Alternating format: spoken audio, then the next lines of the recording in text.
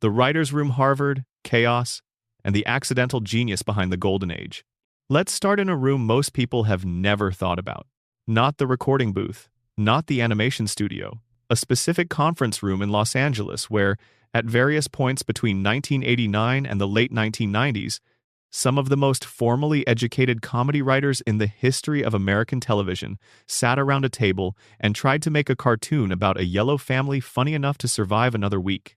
The Simpsons writers' room is the single most important creative space in the history of animated television.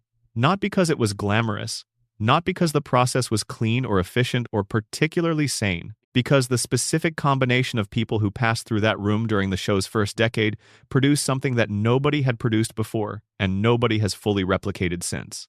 And the way they did it, the actual mechanics of how those episodes got made, is stranger and more fascinating than anything that ever appeared on screen. Here is the first fact most casual fans don't know.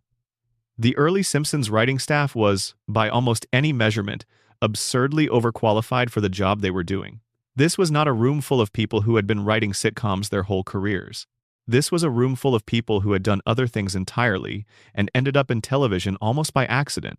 Al Jean and Mike Reiss, who co-ran the show during seasons 3 and 4 and who are responsible for some of the most beloved episodes in the series, both graduated from Harvard University. They were part of the Harvard Lampoon, the legendary college humor magazine that has served as a pipeline to professional comedy writing for generations. They were, by any reasonable definition, intellectuals who happened to be funny. George Meyer, widely regarded by his colleagues as the single most important writer the show ever had, also came from the Harvard Lampoon.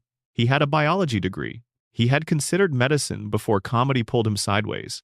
John Vitti, who wrote episodes that are still quoted daily on the internet, was another Harvard man. Conan O'Brien, before he became one of the most recognizable television personalities in America, was a Simpsons writer. He sat in that room. He pitched jokes. He wrote episodes. He contributed to the creative DNA of a show that would outlast every other project he ever touched. The concentration of Ivy League graduates in a single animated television writer's room was, and remains, genuinely unusual. It created a specific kind of humor. Dense, referential, layered with jokes that operated on multiple levels simultaneously. A joke in a Simpsons episode from 1993 might work as pure slapstick on the surface, as a political satire in the middle, and as an obscure literary reference at the base, all at once. You could laugh at it without knowing any of those layers. You could also spend 20 minutes unpacking it and find something new at every level. This is not an accident of talent. It is a specific consequence of who those people were and how their minds worked. They had been trained to think in layers. They had been educated in institutions that rewarded complexity.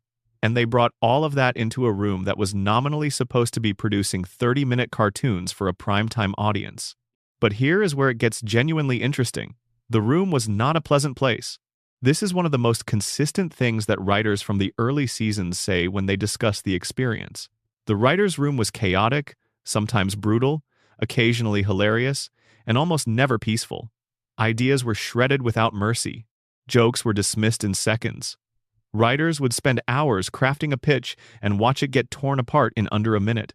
This was not cruelty for its own sake. This was a process. And the process produced something. The concept of a joke being good enough was essentially meaningless in that room. Good enough did not get through. The standard was something harder to define. Something that the writers themselves sometimes struggled to articulate. It had to be not just funny but correct. It had to feel true. It had to have earned its place in the episode at a level that went beyond whether it made people laugh. The testing process was relentless. George Meyer in particular has been described by multiple colleagues as the person in the room who held the bar highest. His instinct for what was wrong with a joke, for what was lazy or false or merely adequate, was legendary. He could articulate exactly why something did not work at a level of specificity that left most people staring at their notepads. He did not just say a joke was bad, he could explain the precise mechanism of its failure. And that level of critical precision, applied to hundreds of jokes across dozens of episodes, year after year, is part of why the show's comedy during those years felt different from everything else on television. There is a document that has become famous among serious Simpsons fans. A newsletter called Army Man that George Meyer produced himself in the late 1980s, before the show existed, that he distributed to people he knew in comedy circles. The newsletter contained jokes, short, sharp, strange jokes that did not resemble anything being published anywhere else at the time. They were not warm, they were not reassuring. They had a quality that the word dark does not quite capture, more like a complete willingness to follow logic wherever it led, even into places that were uncomfortable. Reading Army Man now, knowing what Meyer went on to help create, you can see the sensibility of the show's best seasons laid out in miniature. The same refusal to flinch, the same commitment to specificity, the same willingness to be genuinely, quietly disturbing while maintaining the shape of a joke. That sensibility went into the room and shaped everything that came out of it. Now, what most people do not know about that early writer's room is the specific way the process actually functioned. The show did not work the way most television shows work. On a typical sitcom, a writer or a team of writers would produce a script. That script would go through a series of revisions, and the final version would be something that resembled the original concept, perhaps improved, perhaps compromised, but recognizably continuous with it. The Simpsons did not do this. What The Simpsons did was rewrite, relentlessly, systematically, in a way that was considered unusual even by the standards of American television comedy, which already had a culture of extensive revision. Episodes would go through what people inside the process called table reads, where the assembled writing staff would sit together and the script would be read aloud, and then the entire room would descend on it. Not to polish it, to rebuild it. Scenes that did not work would be discarded entirely. Characters would shift, storylines would be replaced. A script that went into a table read as one thing might emerge as something almost unrecognizable, something better, something that had been stripped of everything that was merely competent and rebuilt around whatever was genuinely good.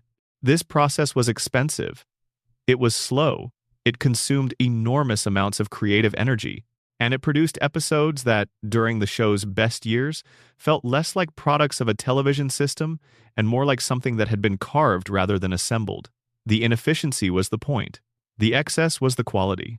One specific example that illustrates how this worked is the episode Homer at the Bat, which aired in February of 1992 and is considered by many people, including professional baseball players who have seen it, to be one of the funniest sports-related pieces of television ever made. The episode brought in 9 real Major League Baseball players to voice themselves. The production of this episode was a logistical nightmare. Scheduling 9 professional athletes around a baseball season, around a writing and animation process that was already stretched thin, required a level of coordination that consumed months of planning.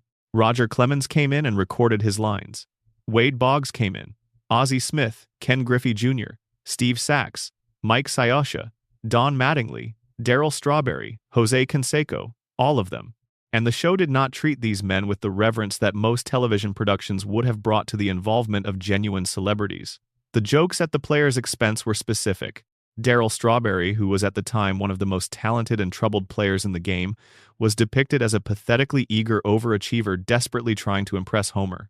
Don Mattingly was written out of the episode because his manager kept insisting he had sideburns, a recurring joke that required Mattingly himself to commit to the bit with complete deadpan sincerity. He did, without complaint. The episode worked because nobody in the room asked whether the jokes were appropriate. They asked whether the jokes were correct. And that distinction, small as it sounds, was the engine behind everything. There is another dimension to the writer's room that almost never gets discussed, which is the role of what the writers themselves called the manatee jokes. This is a term that became famous much later, in a different context, as a way of describing lazy, randomly assembled comedy. But in The Simpsons room, the equivalent problem was identified early and actively resisted. A manatee joke, in the informal vocabulary of television comedy, is a joke that could go anywhere, that has no specific connection to the character, the situation, or the story. It is a joke that works as a joke, but not as part of anything larger. The Simpsons writers' room, particularly in its best years, had an almost allergic reaction to this kind of writing. Every joke was supposed to be doing more than one thing. It was supposed to reveal character, or advance the story, or comment on something beyond itself. Jokes that were merely funny tended not to survive the rewriting process. Jokes that were funny and true and specific to this character in this moment were the ones that made it through. This is why when you watch the best episodes of the show, you notice that the comedy accumulates, the jokes build on each other. A detail established in the first act pays off in the third in a way that does not feel mechanical, because it feels like it emerged from genuine understanding of who these people are. Homer's love of donuts is not just a visual gag. It is a character trait that reveals something real about a man who finds comfort in simple pleasures, because complexity has always been slightly beyond his reach. Every time the show returns to that trait, it is doing something with it that goes beyond the surface. There is a specific writing practice from the early seasons that has been described in interviews by people who were in the room. It is sometimes called the joke on a joke. The basic structure is this: you set up a joke, you deliver the joke, and then, before the audience has finished processing the first joke, you deliver another joke on top of it that recontextualizes or comments on the first one. This creates a kind of comedy velocity that is difficult to achieve and almost impossible to sustain. During the show's peak years, it was sustained episode after episode, season after season, in a way that left viewers who were paying close attention feeling slightly breathless. The jokes were coming faster than you could process them, and the ones you missed on first viewing were there waiting for you when you watched again. The rewatch value of those early seasons is not incidental. It was engineered. Now, the writer's room also produced something that has never been fully explained, which is the specific texture of Springfield as a place. The town did not arrive fully formed from anyone's imagination. It was assembled, incrementally, through thousands of small decisions made by dozens of different people across years of writing. And the remarkable thing is how coherent it became despite that process. Springfield feels like a real place, not because anyone designed it to be one, but because it was inhabited by writers who were genuinely interested in the mechanics of small-town American life, in the specific social ecosystem of a working-class community where everyone knows everyone and where the same patterns repeat across generations. Many of the writers had grown up in places that resembled Springfield more than they resembled Los Angeles. They brought their actual memories into the room.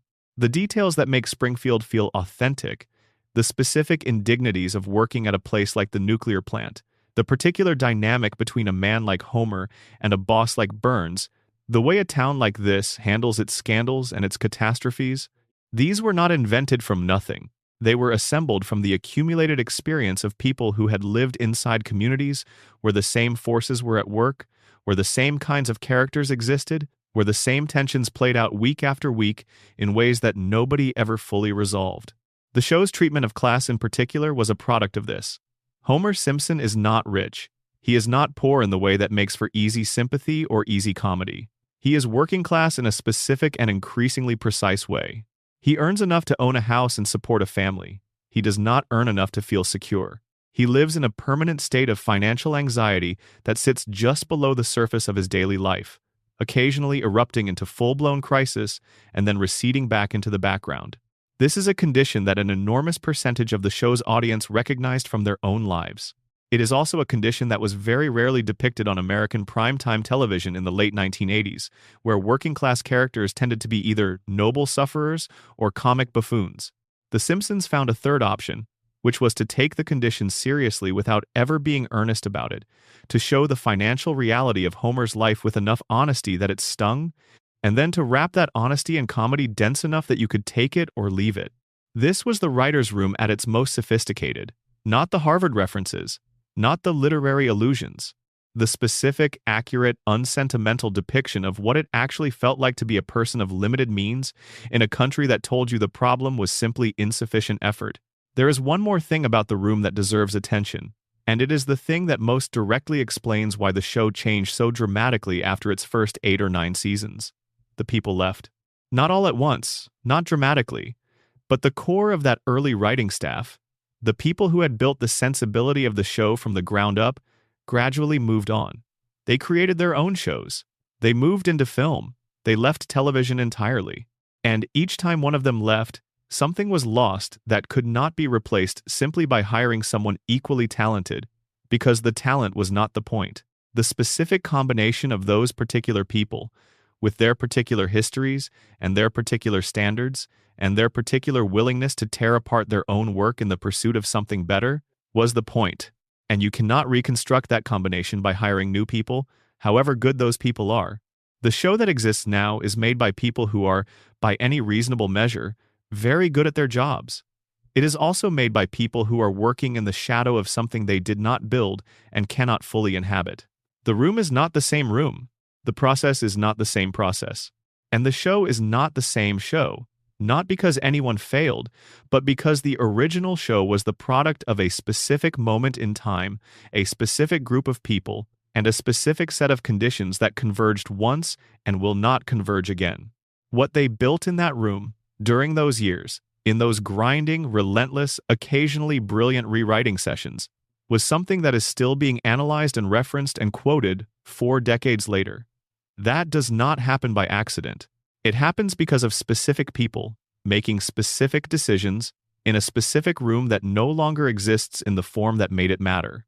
The Harvard boys, the biologist who became the conscience of the show, the future talk show host who was just a writer then, the people who came in every day and argued about what was true and what was lazy and what was good enough and what was actually correct. They were building something without knowing how permanent it would be, and the permanence, when it came, was entirely deserved. Drop a comment with the time you're watching this and where you're from. And if you haven't subscribed yet, this is a good moment. The voice cast's hidden secrets, contracts, crises, and characters that almost weren't. 6 people, 6 actors in a recording booth.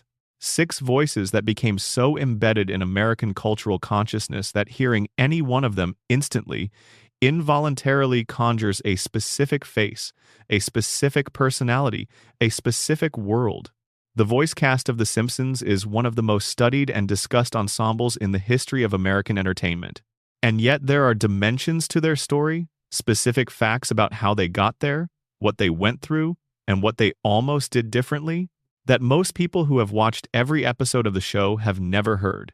Start with Dan Castellaneta, the man who voices Homer Simpson, Abe Simpson, Krusty the Clown, Groundskeeper Willie, Mayor Quimby, Sideshow Mel, Barney Gumble, and somewhere between 150 and 200 other characters across the show's run, depending on how you count them. The voice of Homer is so thoroughly associated with Homer that it is difficult to remember it was not inevitable.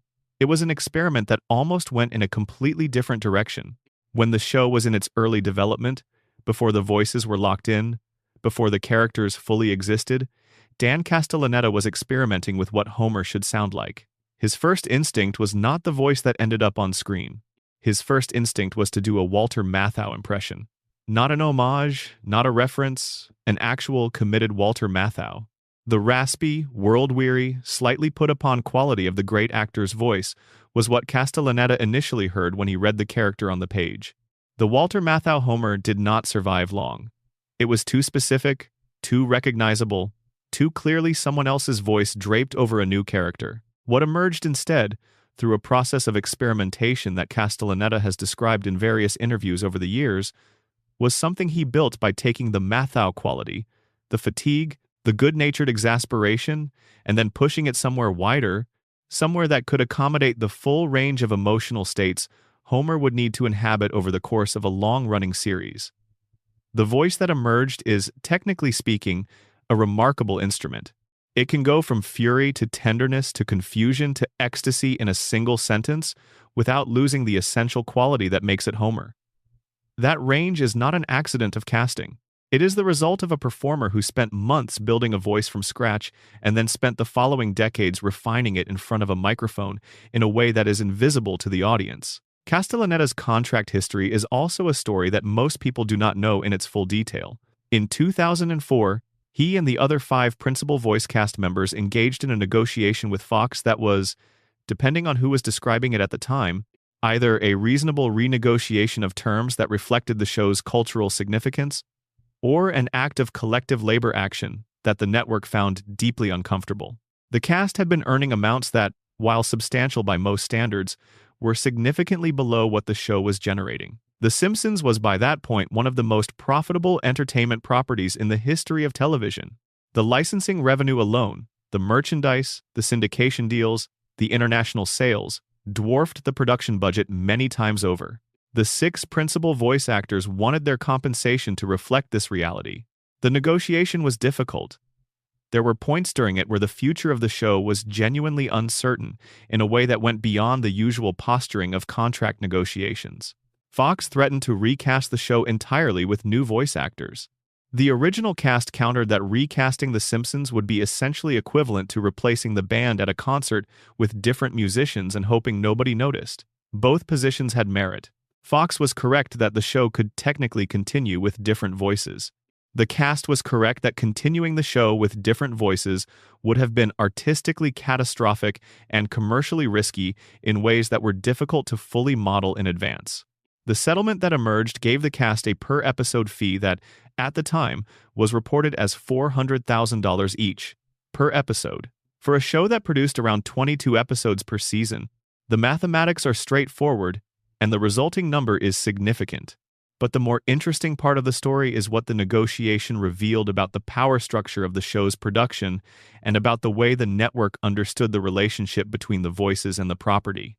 Julie Kavner, who voices Marge Simpson along with Marge's sisters Patty and Selma and their mother, has one of the most technically demanding jobs in the cast.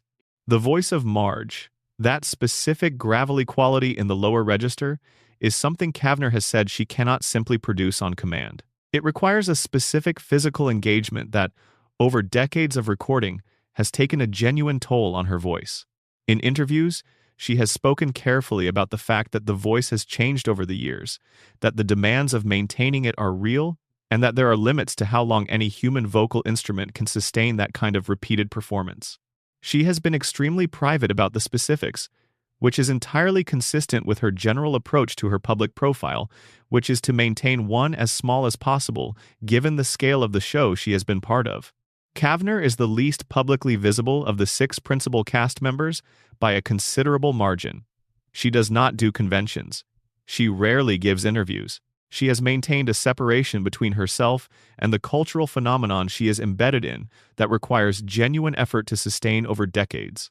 When she does speak publicly about the show, she tends to speak about it with a warmth and a thoughtfulness that makes her reticence feel like protection rather than indifference.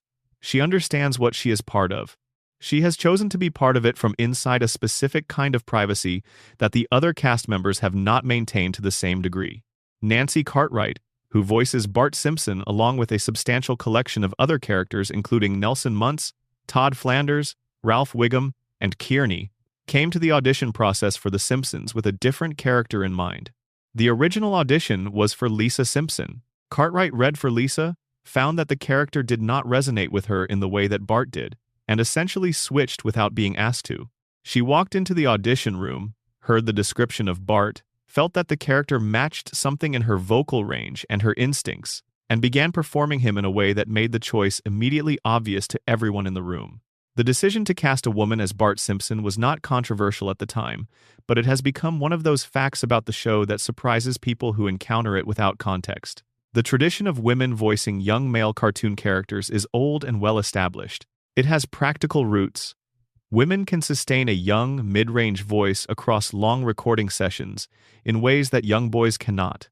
Partly because boys' voices change and partly because the demands of professional animation recording are not calibrated to the schedules of child performers. Cartwright has voiced Bart for the entire run of the show. She has been doing the voice of a 10-year-old boy for longer than most 10-year-old boys have been alive.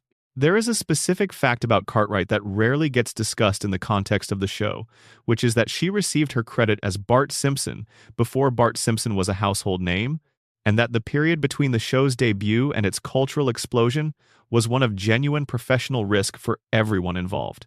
The Simpsons was not an obvious success waiting to happen. It was a strange, abrasive, formally experimental animated show airing on a 4th network that most of America was still deciding whether to take seriously. The people who signed on to it early were betting on something that had no guaranteed payoff.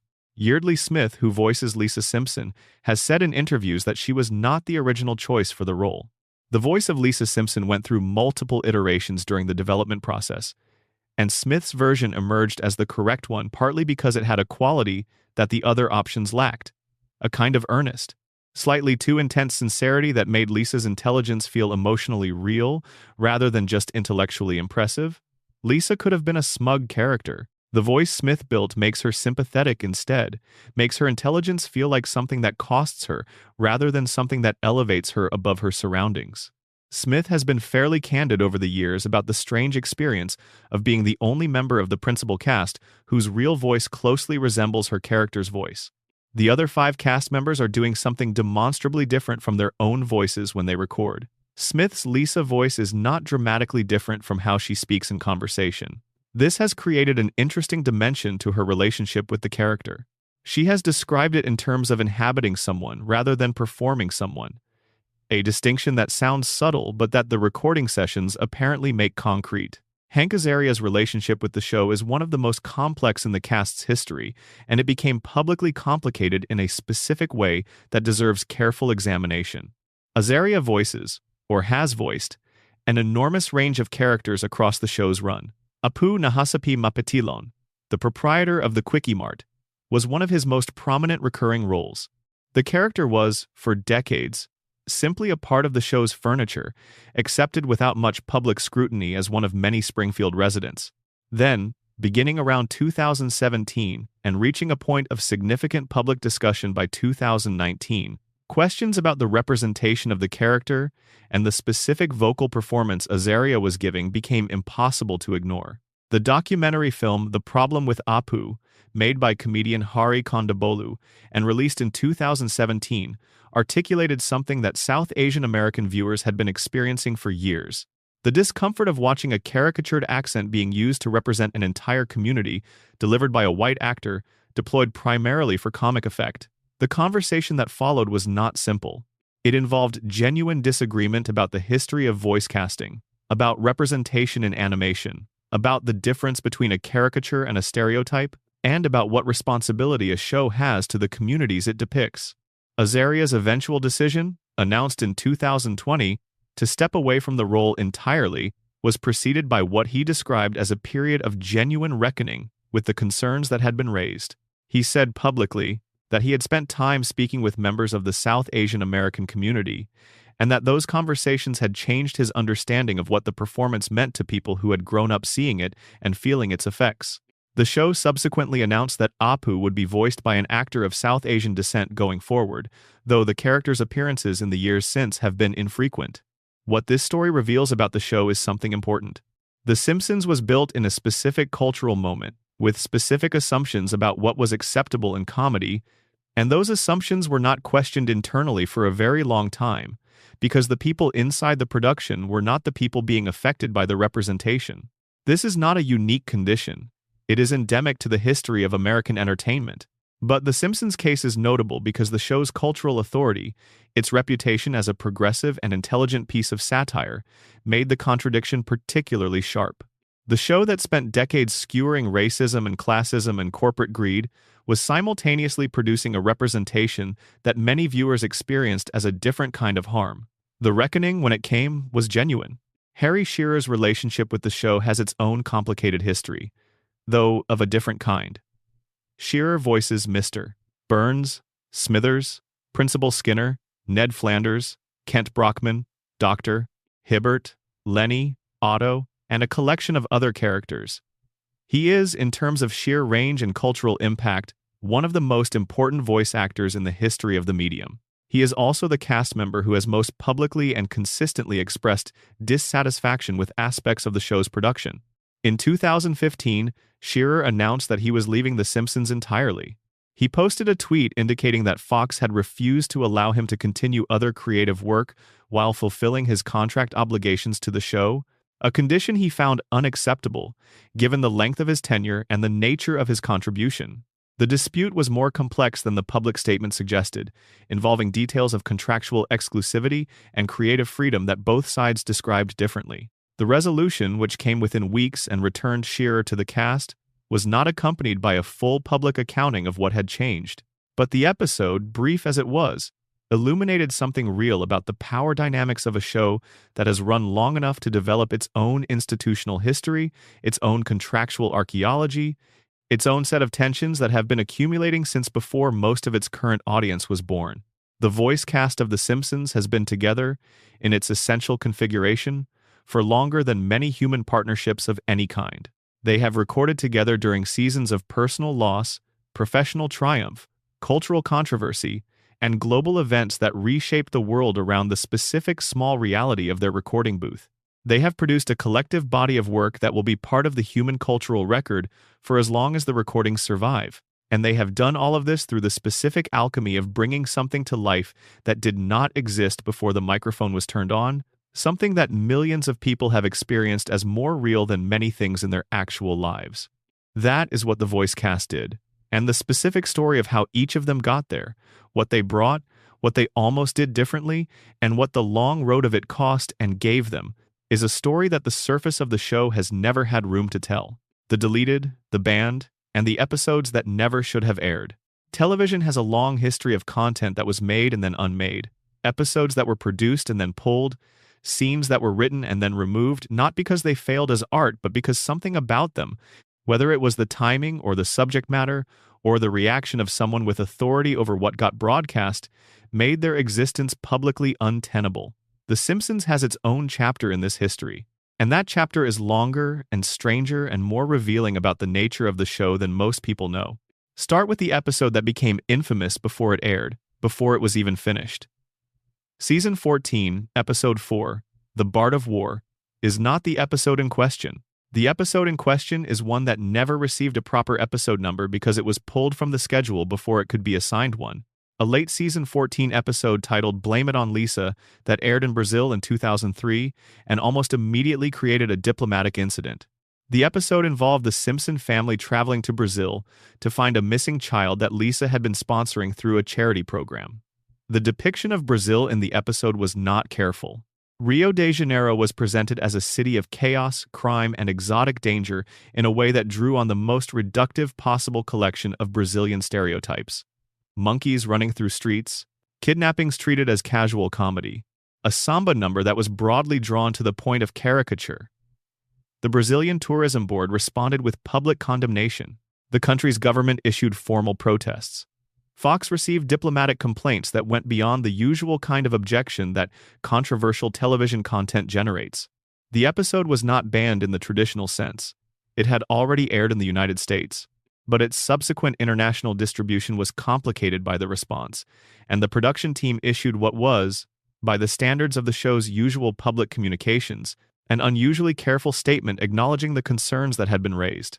The episode stands now as an example of the show at its least thoughtful, a reminder that the brilliance of the writer's room in its best years was not the same as infallibility, and that the show's sometimes cavalier approach to foreign cultures occasionally produced something that the show's reputation could not entirely absorb.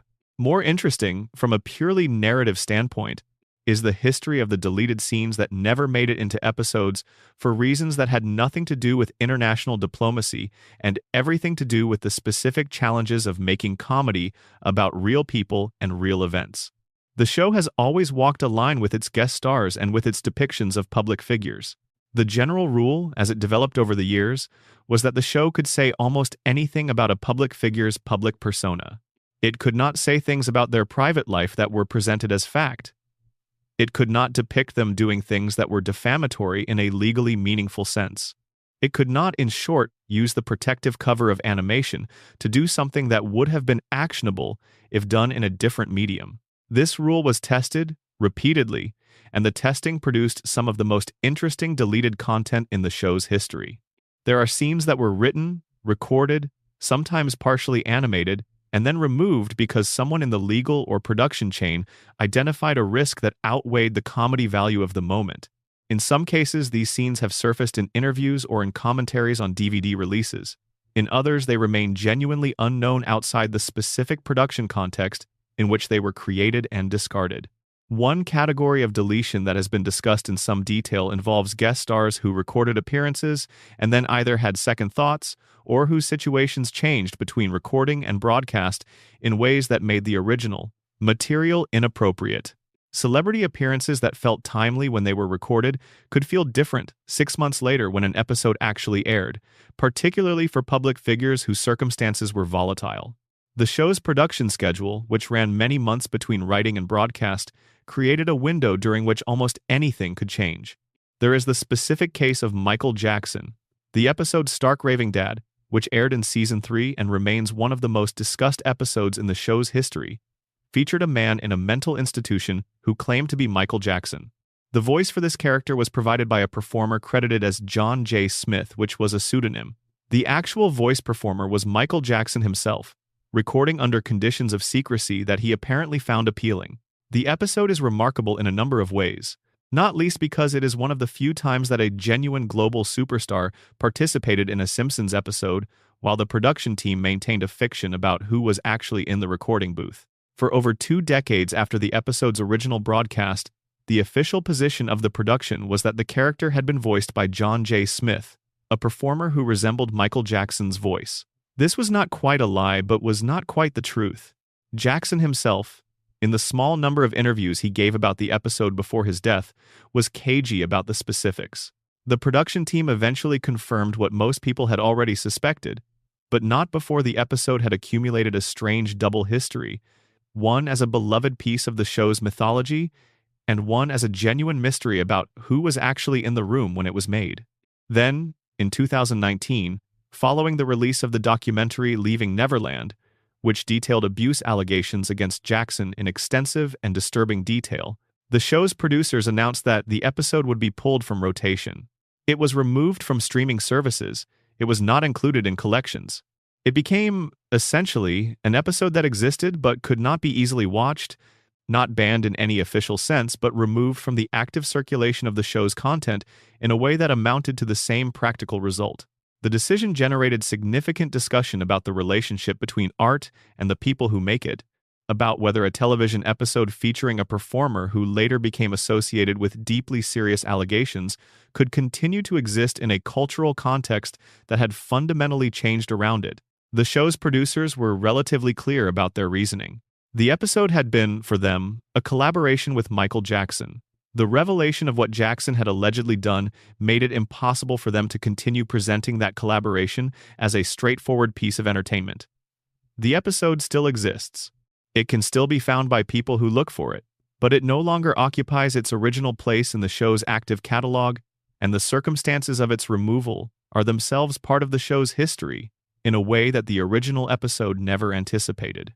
The Treehouse of Horror episodes have their own complex relationship with the question of what can and cannot be shown. These are the Halloween specials that the show has produced every season since season 2, anthology episodes of horror-themed vignettes that operate outside the show's normal continuity and have historically been given slightly more latitude for dark or disturbing content than the regular episodes. Over the years, the specials have tackled everything from Hitchcock homages to genuine body horror, to sequences that were edited for content in some international markets where the broadcast standards applied to animation were different from American norms. One specific Treehouse of Horror sequence that generated significant internal discussion involved a parody of a real event that the production team ultimately decided was too close to an actual tragedy to function as comedy. The vignette was written, it went through several stages of development, and it was removed from the episode before broadcast. The specific event it referenced has not been publicly confirmed by the production, which has been more protective of this particular deletion than of others. But the fact of the deletion is itself interesting, because it represents a moment where the show's usual willingness to engage with almost anything came up against a situation where the writers themselves felt that a line had been crossed. The show's relationship with September 11, 2001, is perhaps the most significant example of this kind of editorial intervention. The show had, in the months before the attacks, been working on an episode that involved a plot element that, in the changed context of the post-attack world, became impossible to present without a kind of insensitivity that nobody in the production was willing to countenance. The specific details of what was changed have been discussed in general terms by various members of the production, and the picture that emerges is of a team responding to an event of such scale that their normal creative instincts temporarily failed them. They had tools for almost everything. They did not have tools for this. Not immediately. The response was to delay, to revise, to remove specific elements from episodes that were in various stages of production, and to make a collective decision that certain kinds of humor, certain references, certain visual gags that might have worked in the world as it had been, did not work in the world as it now was. This decision was not unique to The Simpsons. It was made across the American entertainment industry in those weeks. But The Simpsons case is worth examining, because the show's density of content, the sheer number of jokes and references and visual gags per episode, meant that the editorial work of removing problematic material required more detailed attention than most productions required. There was simply more to review. There is also the category of deleted content that never made it into episodes, not for ethical or political reasons, but simply because it was cut for time or tone in ways that left genuinely interesting material on the floor. DVD commentaries for episodes from the classic seasons occasionally reveal sequences that were removed in editing that, on description, sound like some of the most interesting things that were ever written for the show and never seen. A subplot from one season 5 episode involving Homer and Burns, in a scenario that was apparently much darker than what ended up in the final cut. A moment from a Marge-centric episode in season 6 that went to a place emotionally that the production team felt broke the tone of the episode without contributing enough to justify the break. These are not the kinds of deletions that make news. They are the ordinary operations of a production that generates more material than it can use and has to make constant decisions about what serves the episode and what does not. But in aggregate, across 36 seasons of that process, the material that was cut and never seen amounts to something considerable. A shadow version of the show that exists in notes and partial recordings and the memories of people who were in the room when the decisions were made. A parallel Simpsons that is, in some ways, stranger and more interesting than the one that was broadcast. And then there are the episodes that aired and perhaps should not have. Not because they were offensive by any simple definition, but because something about them revealed a failure of judgment that the show's usual quality control process had not caught. Season 9's The Principal and the Pauper, already discussed in the broader context of the coma theory, is the most frequently cited example. But it is not alone. Season 8's Homer vs. Patty and Selma, which handled Marge's sisters in ways that some writers on the show later said they regretted. Various episodes from the post-Golden Age run that committed the specific sin of recycling emotional beats from earlier, better episodes without understanding why those earlier beats had worked. The show has also aired episodes that, in retrospect, contain jokes whose timing was unfortunate in ways that could not have been predicted during production. Jokes about specific companies or industries or public figures that, between recording and broadcast, became associated with events that the joke had not anticipated and could not accommodate. This is an occupational hazard of producing a show with a long production schedule in a world where events move faster than production timelines. The show has been on the wrong side of this timing issue more than once. The results, when they happen, tend to be quietly edited out of reruns without announcement, a form of revision that the show undertakes pragmatically and without much public acknowledgement. The deleted, the banned, and the episodes that did not quite work are part of the show's history in a way that the episodes that succeeded cannot entirely account for. They represent the outer edge of what the show attempted, the places where it reached beyond what it could safely or sensibly do and found either the limit of good taste, the limit of its own creative capacity, or the limit of the world's willingness to receive what it was offering. Every show that runs long enough accumulates this kind of history. The Simpsons has accumulated more of it than most, because it has been running longer than most, because it attempted more than most, and because the specific cultural authority it developed over its first decade made the failures that came later feel more consequential than they might have felt coming from a lesser show. The gap between what the show was at its best and what it occasionally was at its worst is enormous, and that gap is part of the story too. The real people hidden inside Springfield's characters. Every fictional world is, at some level, a reorganized version of the real world. The people who create fiction are always drawing on real experience, real individuals, real relationships, and real events, whether they intend to or not. The Simpsons is no different in this respect. What makes it specific is the degree to which the show's creators have, over the years, confirmed or hinted at real-world sources for their characters in ways that add an entirely different layer to figures that most people already feel they know intimately. Some of these connections are well documented. Others require a bit more reading between the lines. All of them change something about how you see the characters once you know they exist. Start with the man who created the show. Matt Groening grew up in Portland, Oregon. He had a father named Homer. He had a mother named Marge. He had sisters named Lisa and Maggie. He had a complicated relationship with a town he was glad to have left and nostalgic for in ways he probably did not fully understand when he was still inside it. When Groening sketched the Simpson family in the lobby of James L. Brooks's office while waiting for a meeting that was going to determine whether he got to make his own television show, he drew the names of his own family members onto the characters without, he has said, thinking very hard about it. It was a shorthand. It was a way of getting something on paper quickly under pressure. But the fact that it was a shorthand does not mean it was without meaning. The specific choice to give those names to those characters, to put his father's name on the central figure of the show, is a biographical fact that colors everything about Homer Simpson in retrospect. Homer Groening was, by his son's account, a man of considerable intelligence and considerable frustration, someone who had ambitions that life had not quite fulfilled, someone who found ways to be happy within a life that was smaller than he might have wished for. The fictional Homer shares these qualities in ways that go beyond the coincidence of a name. The show's Homer is not a portrait of Matt Groening's father in any literal sense. He is something more complicated, a character who was named after a real person and who therefore carries traces of that person's reality even when the show's comic logic takes him somewhere no real person could go. Grandpa Simpson, also known as Abe Simpson, is a more direct portrait in certain ways.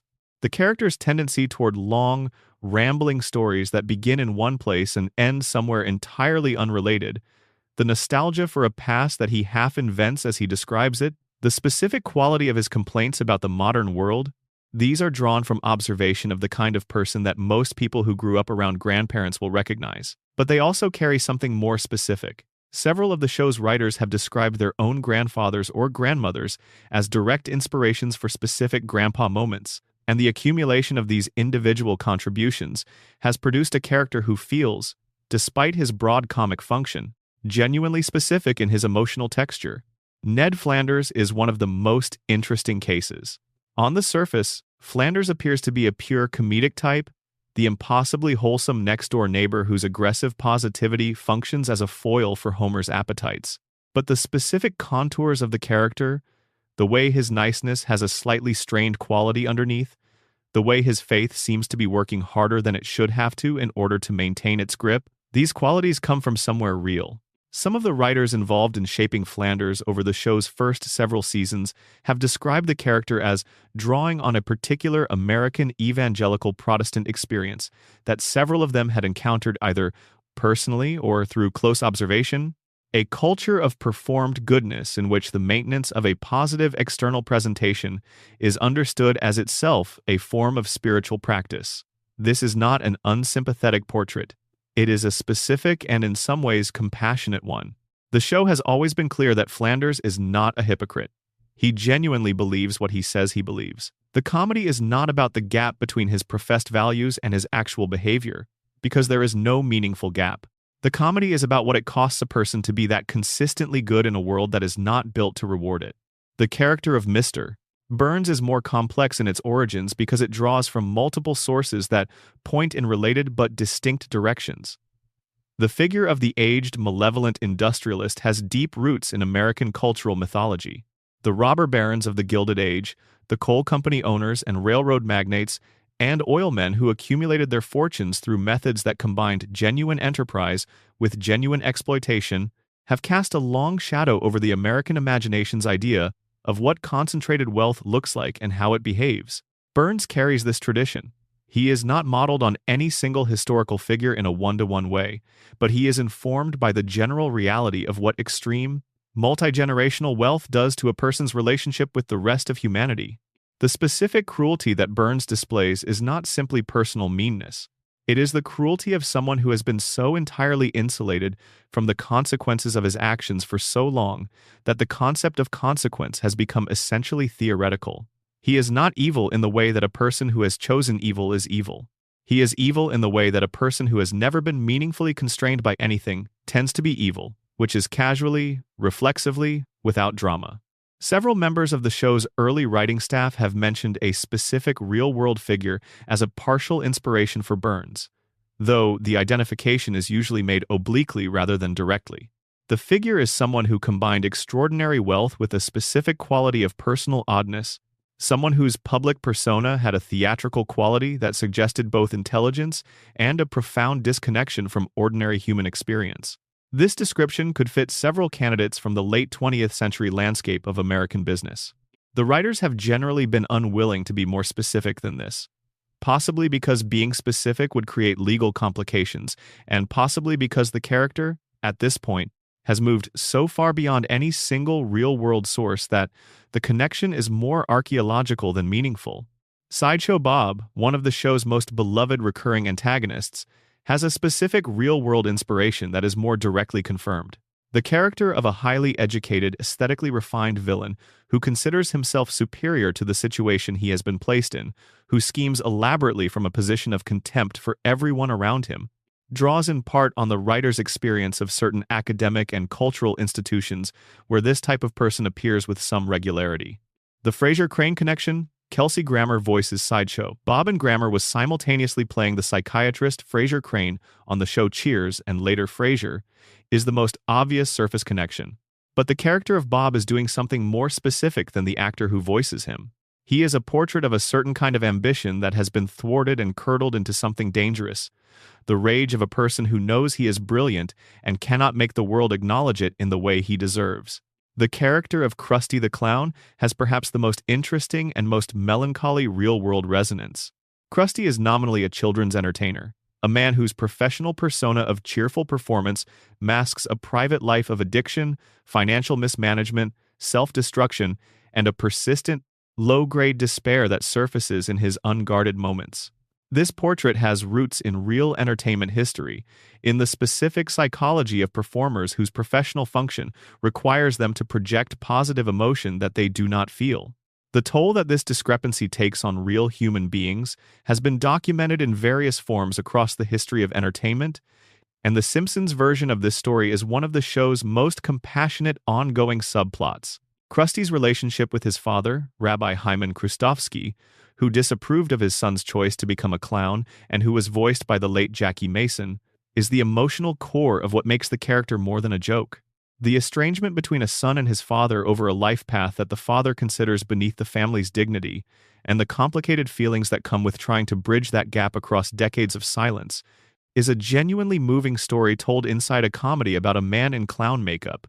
The real-world resonances here are diffuse rather than specific, drawing on a general human truth about the costs of disappointing the people whose approval matters most to you, rather than on any single identified source. Professor Frink, the show's recurring scientist character, is one of the less ambiguous cases of real-world inspiration. The character was directly based on the Jerry Lewis persona, particularly the Lewis of the Nutty Professor. The vocal performance, the physical mannerisms that translate into animation choices, the specific quality of frantic, well-meaning incompetence are all drawn from Lewis's comic persona in a way that constitutes something close to an homage. The show has never been secretive about this connection. What is less frequently discussed is the way Frink also draws on a specific cultural type that was particularly visible in American life during the show's early seasons.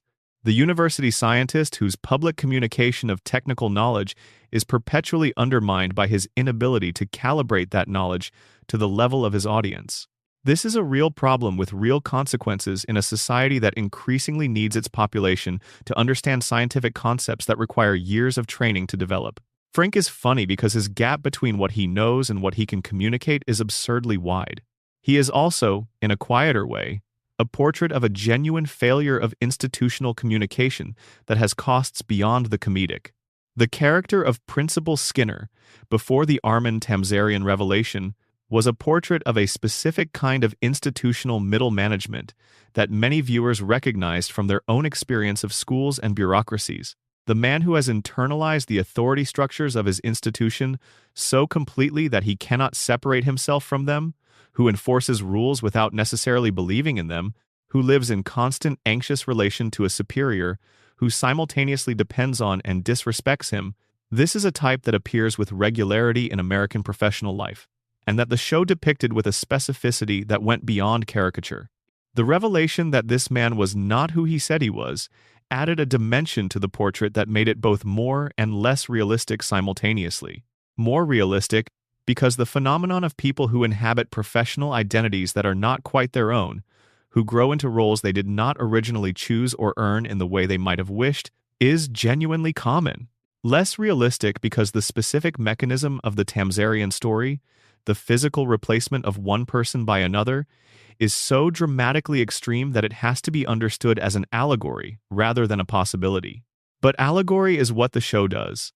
Real people become archetypes. Archetypes become characters. Characters become something that viewers recognize not as specific individuals but as species of human experience that they have encountered in their own lives. The real people hidden inside Springfield's characters are not portraits, they are seeds. What grew from them belongs to Springfield now, and to everyone who has ever watched it. The animation secrets nobody talks about. The thing most people do not think about when they watch The Simpsons is how it was made. This is not a failure of attention, it is a success of execution. The best animation, like the best writing, disappears into itself. It becomes invisible in service of the thing it is carrying. But the mechanics of how the show was animated, the specific choices that were made and the constraints that shaped them, tell a story about the show that is entirely separate from anything happening in the scripts or the recording booth. The Simpsons is not a simple animation. It has often been described as simple because its character designs use bold outlines and limited facial detail in a way that appears economical. This is accurate as a description of the visual style. It is misleading as a description of the production. The apparent simplicity of the designs is not a shortcut. It is a deliberate aesthetic choice that creates its own significant complications. When you design a character with a small number of strong visual features, those features carry an enormous amount of expressive weight. Every variation in Homer's eyebrow position, every slight change in the curve of Marge's mouth, every shift in the angle of Bart's spiky hair, has to do work that more detailed character designs can distribute across a larger number of elements. The Simpsons characters are, paradoxically, harder to animate expressively than more detailed designs, because the limited palette of their features means every change registers immediately and dramatically. A poorly drawn eyebrow on a realistically detailed face might be absorbed into the overall complexity of the image. The same poorly drawn eyebrow on Homer's face is immediately wrong in a way that is visible to any viewer who has spent time with the character. The show solved this problem through the development of what was effectively an internal visual grammar, a set of rules and conventions for how the characters' faces and bodies moved that was developed over the first several seasons, and then maintained as a standard that all subsequent animation had to meet. This is more difficult than it sounds. The show has always used multiple animation studios, most of them located in South Korea during the period when overseas animation production was the industry standard. Maintaining visual consistency across studios that were producing animation in a different country, under different conditions, with different personnel, required a quality control infrastructure that was itself a significant part of the production's cost and complexity. The specific studios involved in animating The Simpsons over its run include ACOM Production Company and Rough Draft Studios as the most prominent, though the list of production contributors is considerably longer when you include the various revision and cleanup processes. The overseas animation model that was standard for American animation from roughly the 1980s through the 2000s created a dynamic where the creative and directorial work happened in Los Angeles and the actual drawn animation happened somewhere else, with the two ends of the process connected by a system of storyboards, model sheets, and revision notes that attempted to ensure the final product matched the original intentions. This system worked, on balance, well enough that most viewers never noticed its existence. But there are specific episodes, particularly from the middle seasons of the show's run, where the animation shows the strain of this production model. Proportions drift slightly, expressions are slightly off, the specific quality of the character's physical presence in space becomes subtly inconsistent. These are not dramatic failures. They are the kind of slight variations that most viewers process unconsciously as minor roughness rather than as errors. But for viewers who are paying close attention, they are visible as artifacts of the specific way the show was made. The transition from traditional animation to digital production that the show undertook around season 14 was significant in ways that went beyond the technical. Traditional animation involves physical drawings. Each frame is a piece of paper with ink on it. The process of creating 22 minutes of animated television using this method requires an enormous number of individual drawings, each one a discrete physical object that has to be created, checked, photographed, and assembled into a sequence that creates the illusion of motion. Digital animation replaced this with a process that is more flexible, but also more abstract. The drawings exist as files rather than as physical objects. The assembly happens in software rather than through the photography of physical materials. The result looks different in ways that are subtle but that attentive viewers of the show can identify. Digital animation has a quality of cleanliness, a smoothness in certain kinds of motion that traditional animation does not produce in the same way. The classic seasons of The Simpsons have a slight roughness to them, a quality of handmade imperfection that is part of their visual character. The later seasons, produced digitally, are technically more precise in certain respects and visually less warm in others. This transition was not made dramatically or with any particular fanfare. It was presented as a production improvement, which, in many practical respects, it was. Digital production is faster, cheaper, and more easily revised. But it changed something about the texture of the show in a way that is difficult to articulate and that many longtime viewers felt as a loss before they could name what had been lost. There is a specific aspect of the show's visual design that has generated extensive academic discussion and that most casual viewers have never consciously registered. The show's background art, the environments in which the characters move and interact, is extraordinarily detailed. While the characters themselves are rendered with deliberate simplicity, the worlds they inhabit are densely drawn, full of incidental details, background gags, signs, objects, and visual information that reward careful attention in ways that the primary action of each scene never draws attention to.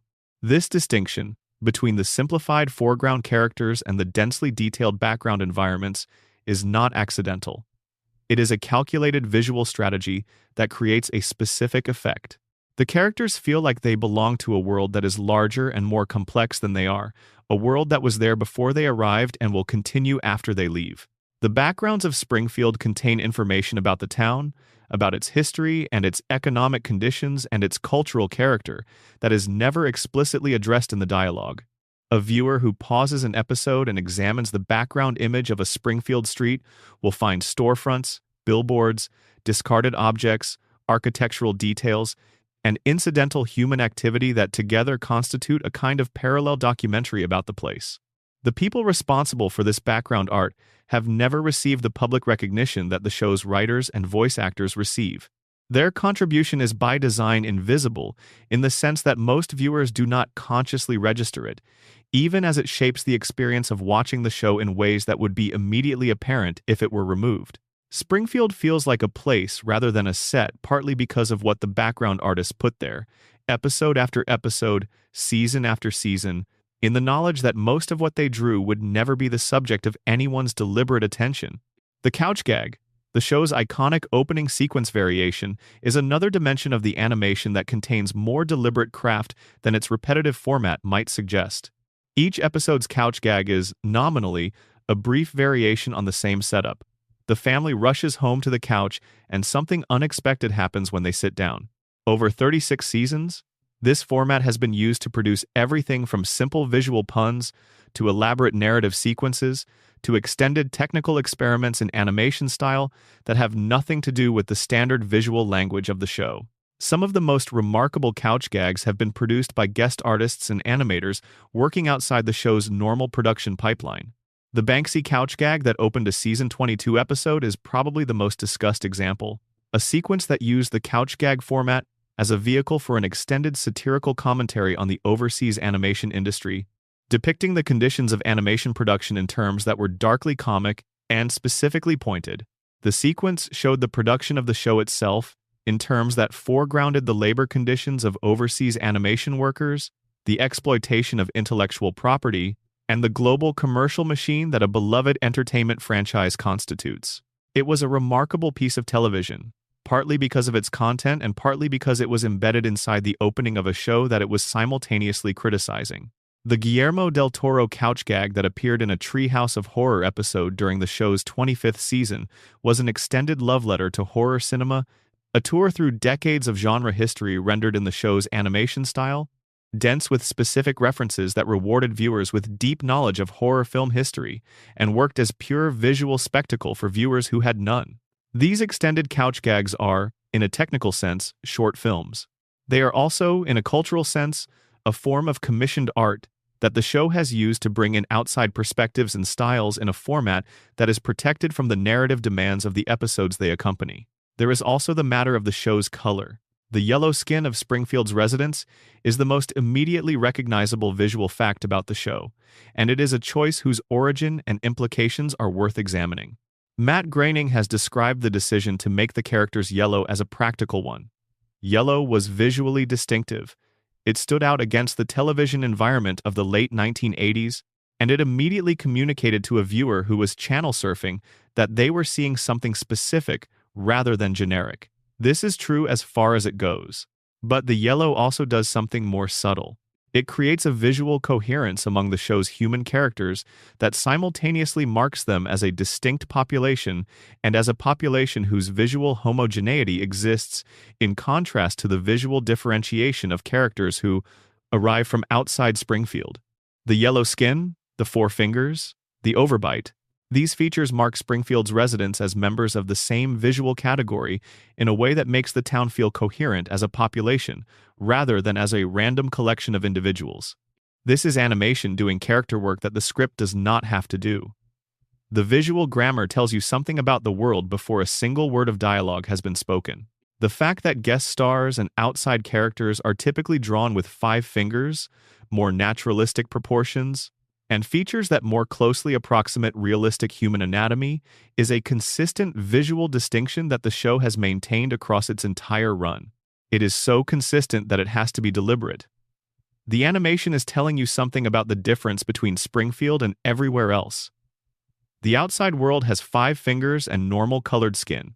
Springfield has 4 fingers and yellow skin. The boundary between these two visual categories is the boundary between the world and the contamination zone, drawn not in dialogue but in the character design decisions of the artists who have been producing this show for 3.5 decades. The secrets of the animation are the secrets of craft, the invisible infrastructure of a visual language that was built deliberately, maintained consistently, and developed in ways that most viewers have absorbed without ever consciously registering. That kind of invisible craft is the hardest to achieve and the least celebrated when it succeeds.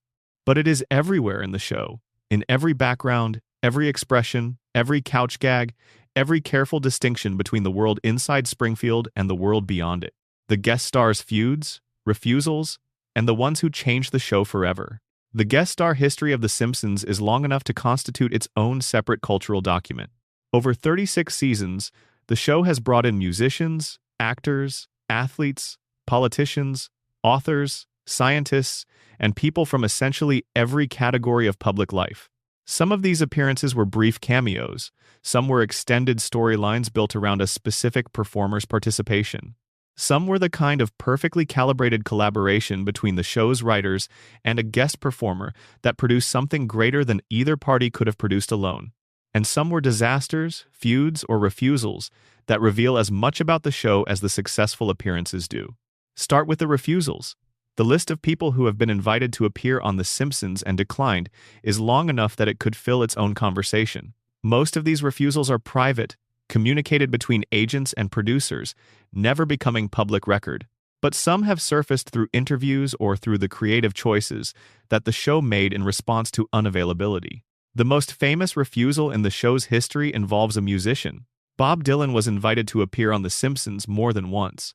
The show's writers had developed storylines specifically around the possibility of his participation, drawn by the obvious thematic connection between Dylan's status as the voice of a generation and the show's ongoing examination of what American idealism costs and what it produces. Dylan declined.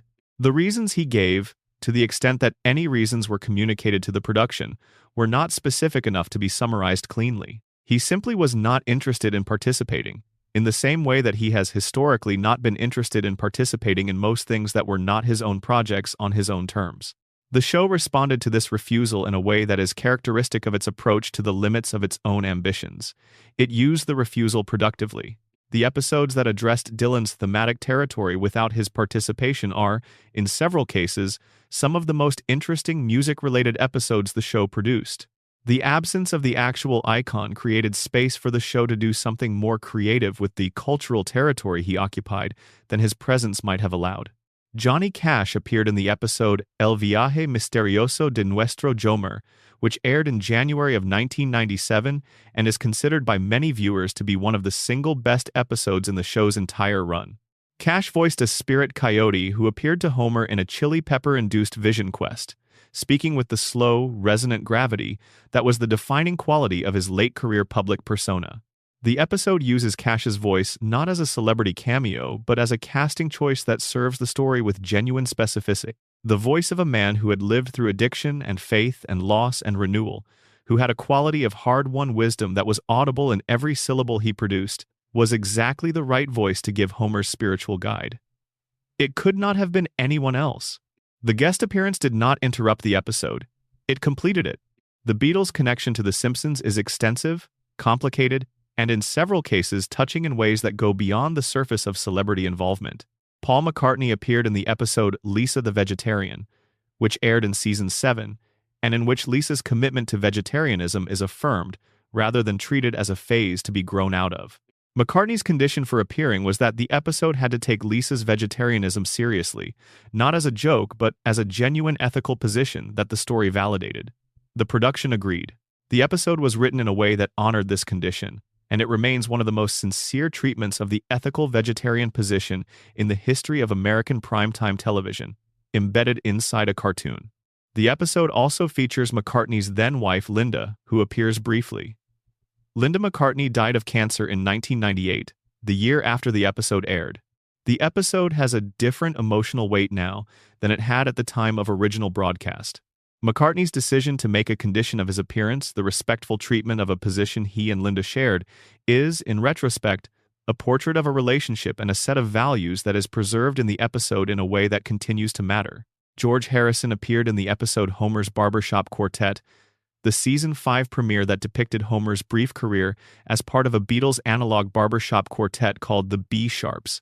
The episode is essentially a compressed version of the Beatles' narrative, from formation to artistic development to internal tensions to dissolution, told through the vehicle of a different kind of music and a different cast of characters. Harrison's appearance in the episode is brief but specific. He voices himself encountering Homer by chance and responding to Homer's obliviousness with the kind of dry, unimpressed amusement that was a characteristic quality of Harrison's public persona. The moment is small and perfectly calibrated. Harrison was notoriously selective about the ways he engaged with his own mythology and with the mythology of the band he had been part of. His willingness to appear in this episode and to play his own reaction to being met by someone who clearly does not recognize him is a piece of self-aware comedy that only worked because Harrison himself was willing to be genuinely funny about being George Harrison. The Rolling Stones have also been part of the show's guest history, though less extensively. The more interesting story involving Mick Jagger is the appearance he did not make rather than the one he did. There are multiple instances in the show's history where the production had, at various stages of development, pursued appearances from figures who ultimately did not participate, and where the shadow of that pursuit is visible in the episodes that were eventually made without those figures. The rock music universe was a recurring subject of creative interest for the writers' room, and the gaps between the appearances they wanted and the appearances they got shaped the show's relationship with rock history in ways that were not always immediately visible. One of the most discussed guest appearances in the context of the show's relationship with celebrity is the appearance of Tom Jones in the episode Marge Gets a Job. Jones voiced himself being hired by Mr. Burns to perform privately for Marge, whom Burns has developed an infatuation with. The sequence is one of the show's more surreal celebrity moments, partly because it involves Jones performing his own material in a situation of increasing absurdity, and partly because Jones himself committed to the material with the kind of complete absence of self-consciousness that made the joke work rather than merely landing it. Jones did not appear to be doing the bit at arm's length. He appeared to be genuinely inside the joke, which is the quality that separates a great guest appearance from a merely competent one. The political guest appearances are their own category. The show has featured, across its run, a significant number of actual political figures playing themselves or playing versions of themselves that were only slightly more extreme than their public personas. This is a delicate negotiation. A real politician appearing in a comedy show is implicitly endorsing the show's license to be funny at the expense of political life, including possibly their own. Most politicians who have appeared have handled this with varying degrees of grace. The most technically accomplished political guest appearance in the show's history is probably the appearance of Tony Blair, who was serving as British Prime Minister when he recorded his cameo for the episode The Regina Monologues in Season 15. The episode involved the Simpson family traveling to England, and Blair appeared in a brief sequence that required him to simultaneously acknowledge the comedy of his own public image and maintain enough dignity to be recognizable as a sitting head of government. He managed this with a smoothness that surprised people who had assumed the appearance would be awkward. The willingness of a serving prime minister to commit to a comedy bit with enough genuine engagement to make it funny is itself a kind of political performance, and Blair's version of it was, in its way, impressive. The most complicated political adjacent appearance in the show's history is the one that was not fully an appearance at all. Donald Trump, as previously noted in the broader context of the show's prediction phenomenon, was depicted as a former president in the year 2000 episode Bart to the Future. At that time, Trump was a known quantity in American cultural life, a real estate developer and television personality who had made occasional public gestures toward political ambition without following through on them in a serious way. The episode's joke about a Trump presidency was, in the context of the year 2000, a joke about the general direction of celebrity culture in American politics rather than a specific prediction about a specific person. Trump never appeared on The Simpsons in any episode where he voiced himself or was directly involved in the production. The predictions were made about him rather than with him, which is a significant distinction. The show depicted Trump's presidency as a cultural artifact before it became a reality, and it did so from the outside rather than through any collaboration with the man himself. The relationship between Trump and The Simpsons is therefore not a guest appearance story at all. It is a prediction story that happens to involve a real person who later became the subject of the reality that the show had anticipated. One of the show's most unusual guest appearance stories involves the economist John Kenneth Galbraith, who voiced himself in a brief appearance in the Season 4 episode Marge in Chains. Galbraith was, at the time of his appearance, one of the most respected economists in the United States, a man whose work had shaped American economic policy across multiple presidential administrations, and who occupied a position in American intellectual life that was essentially unimpeachable. The show cast him as an expert witness in a scene involving a flu epidemic, deploying his voice and his intellectual authority in service of a joke that had nothing to do with economics. The willingness of a figure of Galbraith's stature to participate in this kind of comedy is itself a data point about the show's cultural position at that moment. The Simpsons was, by Season 4, the kind of show that serious people of all kinds wanted to be associated with. The guest appearances that became feuds are rarer than the positive stories but arguably more revealing. The most extensively documented guest appearance conflict in the show's history involves a performer whose appearance became contentious not during production but afterward. When the performer expressed dissatisfaction with how their character had been written or treated, the specifics of these situations tend to be protected by the natural reluctance of all parties to relitigate them in public, but the general pattern has been noted by people inside the production. Occasionally, a celebrity would appear, be happy with the appearance at the time, and then have a different reaction to how they were portrayed once the episode aired to a general audience that had opinions about them. The inverse situation, where a guest appearance that seemed straightforward became complicated by events that occurred after recording but before broadcast, is also part of the show's history. The production schedule's length meant that there was always a window during which the world could change in ways that altered the meaning of a recorded appearance. A performer who seemed like an obvious and uncomplicated choice for a particular episode could, in the months between recording and broadcast, become associated with events that the joke could not survive intact. The show handled these situations with varying degrees of grace, sometimes editing, sometimes waiting for the cultural moment to pass, sometimes simply allowing an episode to air in full knowledge that it would be received differently than it had been conceived. The guest appearances that change the show are a small and specific group. These are the collaborations where the participation of a specific outside person altered the direction of the show in ways that persisted beyond the single episode of their involvement. The Michael Jackson episode has already been discussed in this context. The Paul McCartney episode established a creative precedent for taking guest performers' values seriously rather than merely exploiting their recognizability. The Conan O'Brien appearances, which came after O'Brien had left the writing staff and returned as a guest performer voice, created a specific kind of self-referential comedy that the show had not quite done before, blurring the line between the show as a cultural artifact and the show as a production made by specific people with specific histories. The guest appearance that most thoroughly altered the show's creative direction was probably the one that involved a real scientist who appeared not as a celebrity but as a subject matter expert. Stephen Hawking appeared multiple times on The Simpsons across several seasons, voicing himself in appearances that used his extraordinary physical situation and his extraordinary intellectual accomplishment in combination in ways that the show handled with more care and more genuine respect than it handled most things. The appearances were funny. They were also, in each case, clearly made from a position of genuine regard for the man rather than from a position of exploitation of his recognizability. Hawking's willingness to participate in comedy that sometimes put his disability and his fame in comic juxtaposition, to be funny about being who he was itself a kind of intellectual courage that resonated with the show's best sensibility. And his appearances shifted something about how the show approached the comedy of extremely intelligent people inside extremely ordinary situations.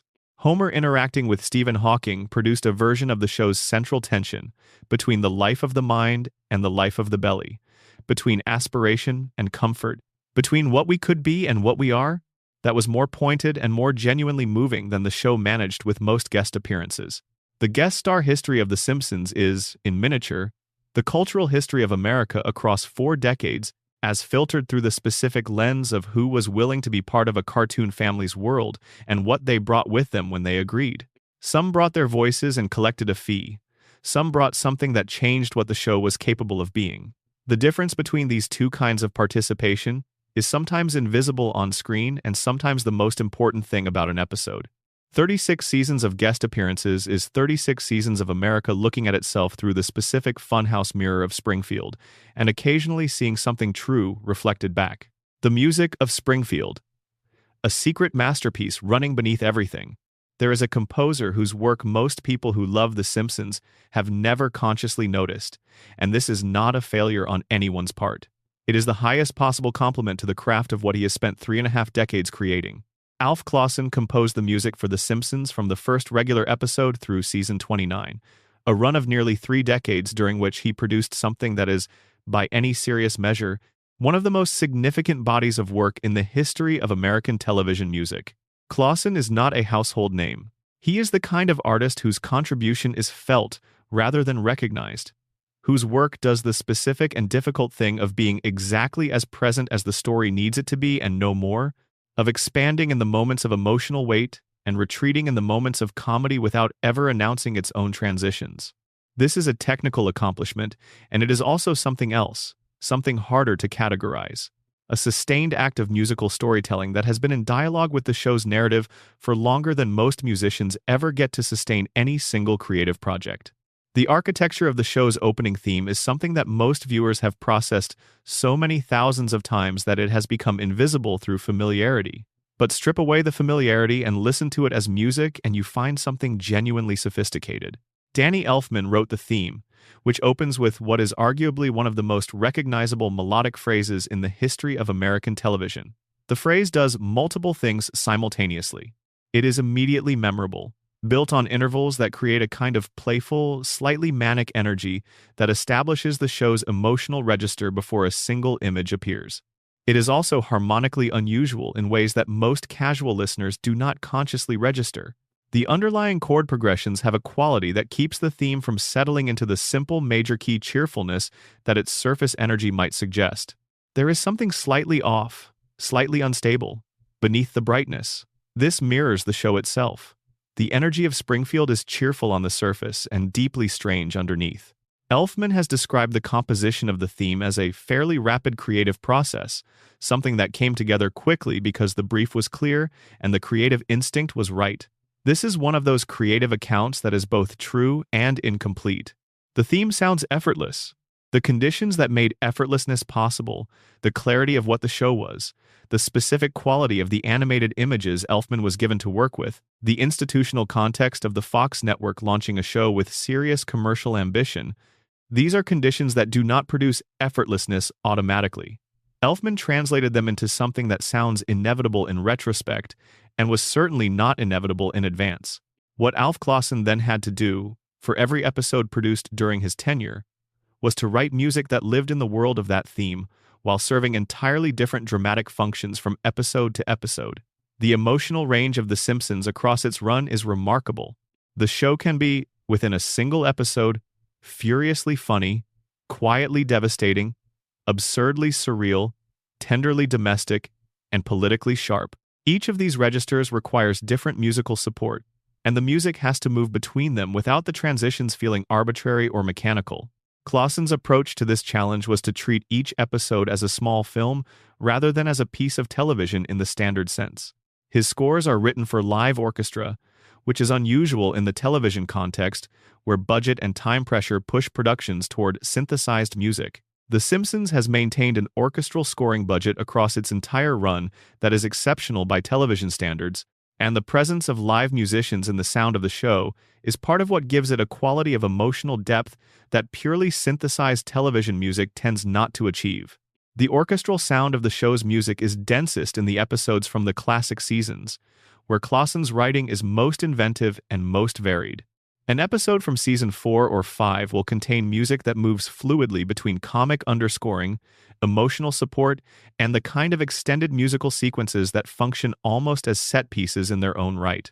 The show has always been willing to stop its narrative for music in a way that most television productions are not. Full musical numbers, elaborate orchestral underscore passages, moments where the music essentially becomes the story rather than accompanying it. These are part of the show's DNA in a way that is directly attributable to the seriousness with which the production has always taken its musical dimension. The specific musical set pieces that the show has produced across its run constitute an extraordinary collection. Some of these are parodies, brilliant musical parodies of specific styles and traditions that require genuine compositional skill to execute. The Springfield monorail song from Season 4's Marge vs. The Monorail is perhaps the most beloved of these. Written by Conan O'Brien for the episode he wrote, the song is a parody of the showbiz musical number, specifically of the kind of up-tempo promotional song that was a staple of Broadway shows and musical films from the mid-20th century. It hits every note of that tradition with comic precision while simultaneously being, on its own terms, a genuinely good piece of musical writing. The hook is strong. The rhymes are clever without being labored. The production by Clausen supports the joke rather than commenting on it from outside. The result is a comedy song that has survived decades of repetition without losing its ability to make people happy. The show has also produced musical moments of genuine pathos. The sequence in Moaning Lisa, where a young Lisa discovers jazz and connects with a street musician named Bleeding Gums Murphy, is one of the show's most emotionally ambitious early moments, and the music carries the weight of that ambition with a grace that the visuals and the dialogue depend on. Lisa's relationship with music, her saxophone playing, her connection to jazz as a specifically African-American art form that she approaches from outside as a white child who nonetheless finds something genuine in it, is one of the show's most sustained and most carefully handled ongoing stories, and the music is inseparable from that story. There are specific musical moments in the show's history that represent something close to the peak of what television music can do. The closing sequence of the Season 3 episode Bart's Friend Falls in Love, in which Samantha Stanky's departure from Springfield is scored with a yearning, orchestral version of the song Baby Elephant Walk that transforms a comic bit from earlier in the episode into something unexpectedly moving, is one example. The final sequence of Mother Simpson, in which Homer's reconciliation with and then re-separation from his mother is underscored with music that is simultaneously respectful of the scene's emotional weight and aware of the comedy context it exists within, is another. These moments demonstrate something that the show's music achieves at its best: the ability to hold multiple emotional registers simultaneously, to be funny and sad and true all at once in the way that the show's best writing manages, but that music can sometimes achieve more directly than language. The karaoke episode, Homer's Barbershop Quartet, is the show's most extensive engagement with a specific music history, and the musical detail in that episode rewards genuine attention. The episode follows the arc of the Beatles from formation through Beatlemania through internal dissolution, and the musical choices at each stage are specific to the period and style they are depicting. The B-Sharp's early material has the close harmony, slightly corny quality of pre-British invasion American pop. The later material, when the group has developed artistically in ways that are straining their commercial identity, shifts towards something stranger and more experimental. This musical evolution is not simply background flavor, it is characterization. The story of a group whose artistic ambitions outgrow their original format is told partly through the music they are making at each stage, And the music is accurate to that story in ways that require genuine musical knowledge to construct. The show's relationship with classical music is another dimension that rewards examination. The show has used classical music throughout its run, in ways that range from simple cultural reference to extended engagement. Homer's attendance at a classical concert, his discovery of classical music as something that connects to his emotional life in ways that his ordinary cultural vocabulary cannot, his relationship with concert pianist guest characters. These storylines have provided frameworks for the show to take classical music seriously as something capable of genuine emotional communication. The music in these sequences is used not as a joke about the gap between Homer's cultural level and the cultural level of classical music, which would be the obvious and less interesting choice, but as evidence of the genuine human response to music that exists in Homer beneath his apparent cultural limitations. Clausen's departure from the show in 2017, after 27 seasons, was handled with a degree of institutional awkwardness that several people inside the production have subsequently described as unfortunate.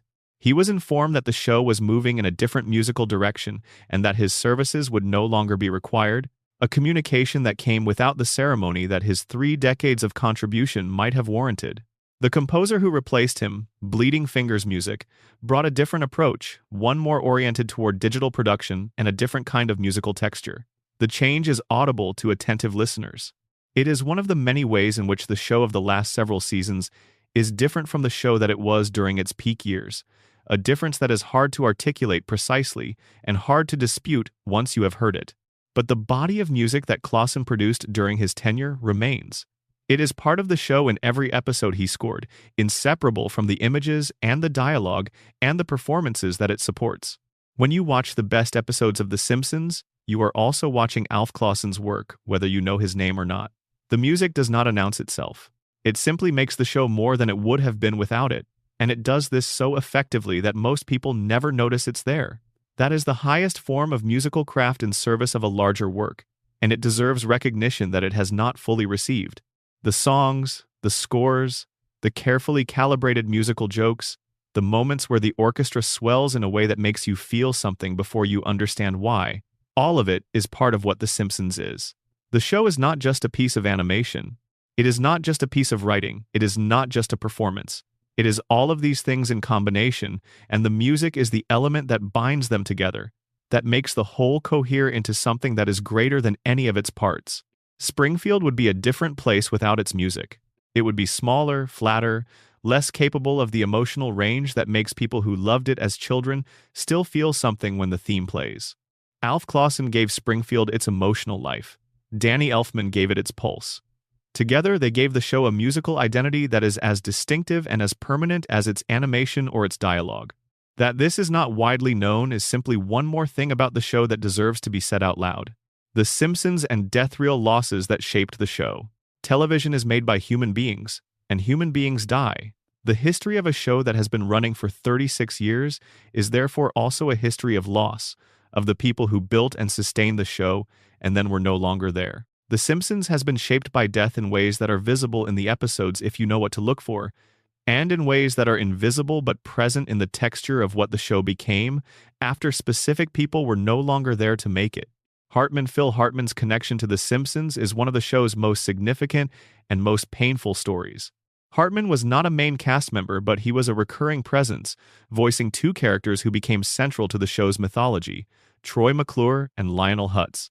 Troy McClure is the washed-up actor who introduces himself with an exhaustive list of his previous appearances, a character whose comic premise is built on the specific sadness of a man whose career peaked years ago and who has not fully processed this information. Lionel Hutz is the incompetent attorney who represents the Simpson family in their various legal disasters, a character whose comic engine is the catastrophic gap between his self-image as a legal professional and his actual capacities. Both characters depended entirely on Hartman's performance. The specific quality of his voice, a polished, announcer-smooth mid-century American sound that contained barely perceptible traces of its own fraudulence, was the instrument that made both characters function. McClure's promotional enthusiasm had a quality of professional confidence that was one layer away from desperation, and Hartman could occupy both layers simultaneously, projecting the confidence fully while letting the desperation leak through at the edges. Hutz's legal bluster had the same quality. The confidence was real on the surface and hollow underneath, and Hartman made both dimensions audible without ever making the performance feel calculated. Phil Hartman was murdered in May of 1998. His wife shot him in their home and then died by suicide. The news was an immediate shock to everyone who worked on the show, and to the broader comedy community, where Hartman was understood to be one of the most gifted performers of his generation. The show's response to his death was to retire both characters permanently. Troy McClure and Lionel Hutz do not appear in episodes after Hartman's death. They are not recast. They are not referenced except in contexts that acknowledge their absence. The show made a collective decision that these characters belong to Phil Hartman in a way that made their continuation after his death feel wrong. This decision has been maintained across every subsequent season of the show. It is one of the longest-running acts of collective creative respect in the history of American television. The characters exist in the episodes Hartman voiced, and they exist in the memory of viewers who loved those episodes, and that is all. The decision cost the show two of its most useful recurring characters, two presences that could have been used across decades of subsequent storytelling in ways that would have been both funny and emotionally resonant. The decision was made anyway, without apparent ambivalence or revisitation. The cost was accepted as the appropriate price of honoring a loss. Edna Krabappel, Bart's long-suffering teacher, is another character whose history is inseparable from death, though in a different and more publicly acknowledged way. Marcia Wallace voiced Edna Krabappel from the show's first season until her death in October of 2013. Wallace was herself a beloved performer, a regular on the Bob Newhart Show before her decades of work on The Simpsons, and her death was mourned by people who had grown up watching her work across multiple generations of American television. The show's response to Wallace's death was to write Edna Krabappel out of the show permanently. An episode was produced and broadcast as a tribute to both the character and the performer, handling the loss with a care and a sincerity that the show was sometimes accused of lacking in its post-Golden Age years. The episode allowed Edna to exit in a way that acknowledged the weight of the loss without turning the tribute into something exploitative or sentimentally excessive. There is a specific moment in that tribute episode, a moment that happens in the background rather than in the foreground of the story, that has become one of the most discussed pieces of visual storytelling in the show's recent history. Bart is shown staring at the seat that Edna used to occupy, and the look on his face, rendered in the show's simple animation style, manages to convey something about loss and about the specific absence of people who have always been there that the show's usual comic register cannot accommodate, but that the show found a way to include anyway. It is the show operating at the very edge of what it knows how to do, reaching beyond the comedy into something harder and finding a language for it. Jackie Mason, who voiced Rabbi Hyman Kristofsky, Krusty's father, died in July of 2021 at the age of 93. Mason had appeared in the show in several episodes over the years, bringing to the role of Krusty's disapproving Orthodox Jewish father a quality of specific cultural authenticity that came from his own background as the son of a rabbi who had himself become a comedian, a biographical parallel that the casting could not have made more perfectly if it had tried. The episodes in which Mason appeared as Hyman Kristofsky are some of the show's most emotionally substantive single-episode character studies, and his absence from the character's subsequent history is a loss that the show has not fully absorbed. Albert Brooks appeared in several of the show's most celebrated episodes, voicing characters that were not recurring presences, but that made their single appearances so completely that viewers remember them years later. Brooks is still alive and continues to work, but his specific relationship with the show belongs to a particular era, and the characters he voiced, the motivational speaker Brad Goodman, the environmental advocate Hank Scorpio, the Brad Goodman appearance in particular, exist with a completeness in their specific episodes that means they do not need to appear again. They are done. They accomplished what they were there to accomplish, and then the show moved on, which is its own kind of honoring. The death of voice actor Doris Grau in 1995 removed the voice of Lunch Lady Doris, the sardonic school cafeteria worker who appeared regularly in the show's early seasons. Grau's voice had a quality of world-weary, cigarette-roughened humor that was specific to her and was not replicated when the character was eventually recast with a different voice actor. The early Lunch Lady Doris and the later Lunch Lady Doris are, in a subtle but audible way, two different characters who share a name and a job description. The original occupies a space in the show's mythology that the recasting cannot fully claim. There is a broader dimension to the show's relationship with death that goes beyond the individual losses of specific cast members and contributors. The show has been running long enough that characters it created in the early seasons are now older, in the chronological logic of a world where Springfield does not age than they ever appeared on screen. If time had passed in Springfield the way it has passed in reality, Abe Simpson would be well past 100. Krusty the Clown would be in his 70s. Ned Flanders would be approaching his senior years. The show's refusal to let time pass has produced a situation where the characters exist in a preserved state that is itself a form of immortality, and the contrast between this preserved state and the mortality of the real people who gave those characters life creates a specific emotional note that the show cannot acknowledge directly, but that is present in every episode for viewers who are old enough to feel it. Homer Simpson has always been voiced by Dan Castellaneta. Dan Castellaneta is in his mid-60s. The day will come, as it comes for every long-running show that depends on specific performers, when that voice will no longer be available. The show has not publicly addressed this certainty. The production has continued on the assumption, or at least the public posture, that the show will continue for as long as it continues, which is not quite the same as a plan for what happens when the conditions that make it possible are no longer present. The Simpsons has lost people throughout its history, and it has found ways, sometimes graceful and sometimes less graceful, to absorb those losses into its ongoing existence. The characters who were retired with Hartman's death, the tribute episodes written for Wallace and others, the ways the show has allowed specific losses to change what it was willing and able to do, these are the show's human history, the evidence that the seemingly timeless world of Springfield is made by people who are subject to all the ordinary conditions of human life, including the condition that ends it, the business of Springfield money, merchandise, and the empire nobody sees. The Simpsons is one of the most commercially successful entertainment properties in the history of human culture. This is not an exaggeration, and it is not a complicated claim to support. The numbers, to the extent that they are publicly known, are staggering in a way that most discussions of the show's cultural significance tend to underemphasize, perhaps because the commercial reality of the show sits uncomfortably with the way most people prefer to relate to art that has meant something to them. Let's be specific about what the show has generated. The total revenue attributed to the Simpsons franchise across its history, including the television show itself, the feature film, merchandise licensing, theme park attractions, video games, home video releases, and syndication deals, has been estimated in the range of $10 billion or more. This figure has appeared in various business publications and financial analyses over the years, and while the specific number is subject to variation depending on what is being counted and how, the order of magnitude is not seriously disputed. The Simpsons is not just a television show. It is one of the most financially successful pieces of intellectual property that any media company has ever developed. The merchandise history of the show is its own extraordinary story.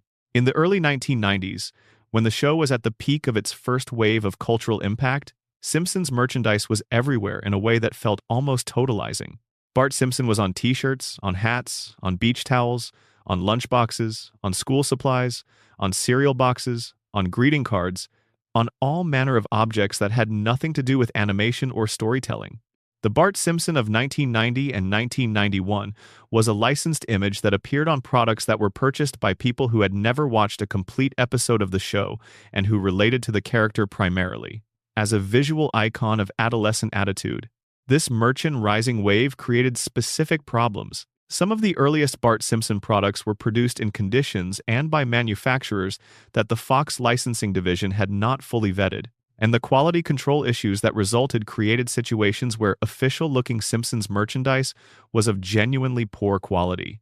There were also situations where the Bart image was used by unauthorized manufacturers in ways that technically constituted copyright infringement, but that the volume of the market made practically difficult to police. Bootleg Simpsons merchandise in the early 1990s existed alongside official merchandise at such scale that distinguishing between the two was a minor industry in itself.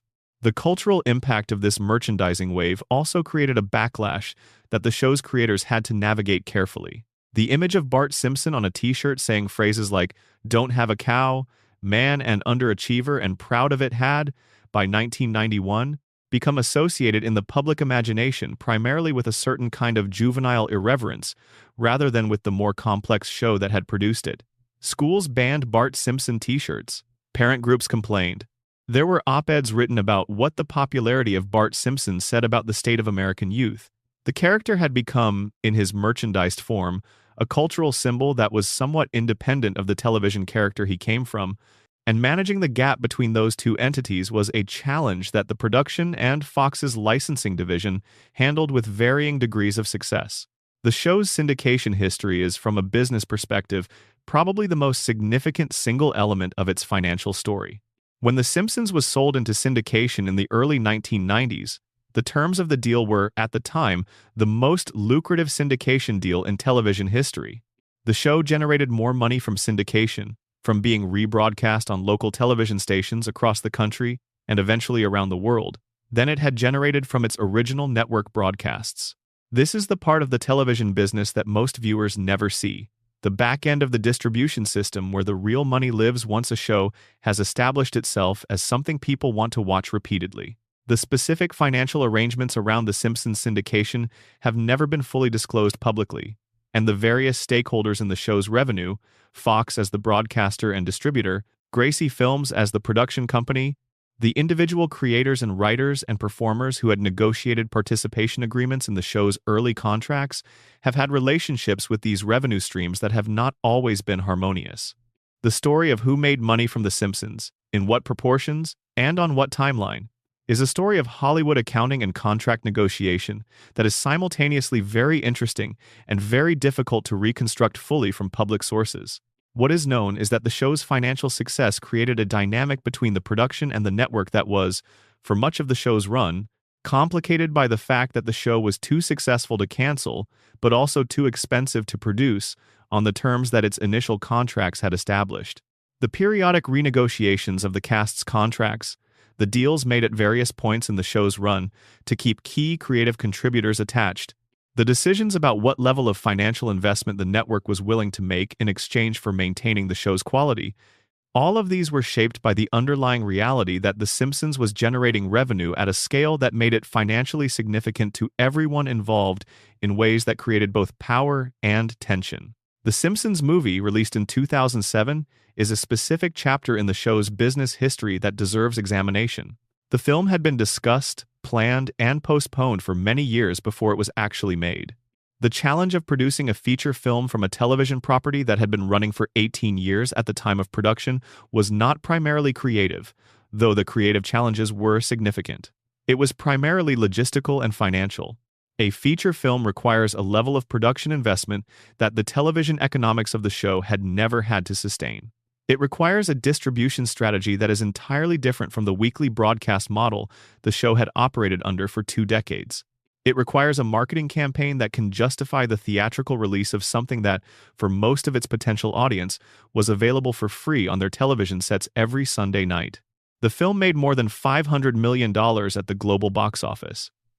This was significantly more than the film's break-even number, and significantly less than what some optimistic projections had anticipated.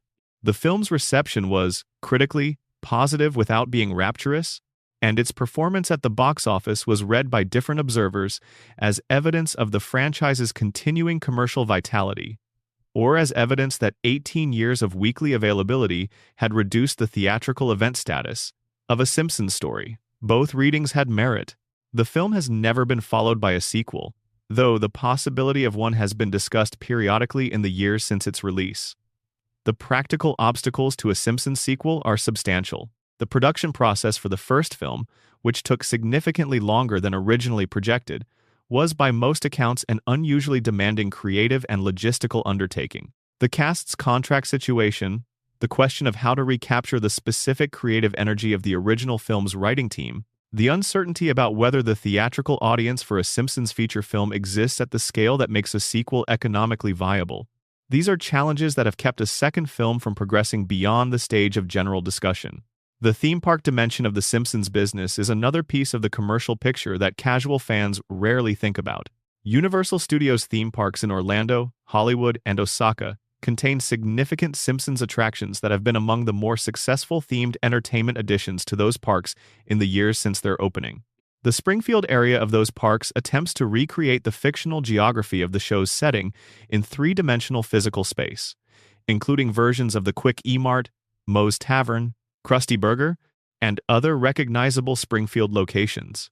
The themed entertainment version of Springfield is an interesting cultural artifact because it represents an attempt to make literal what the show has always maintained as specifically non-literal.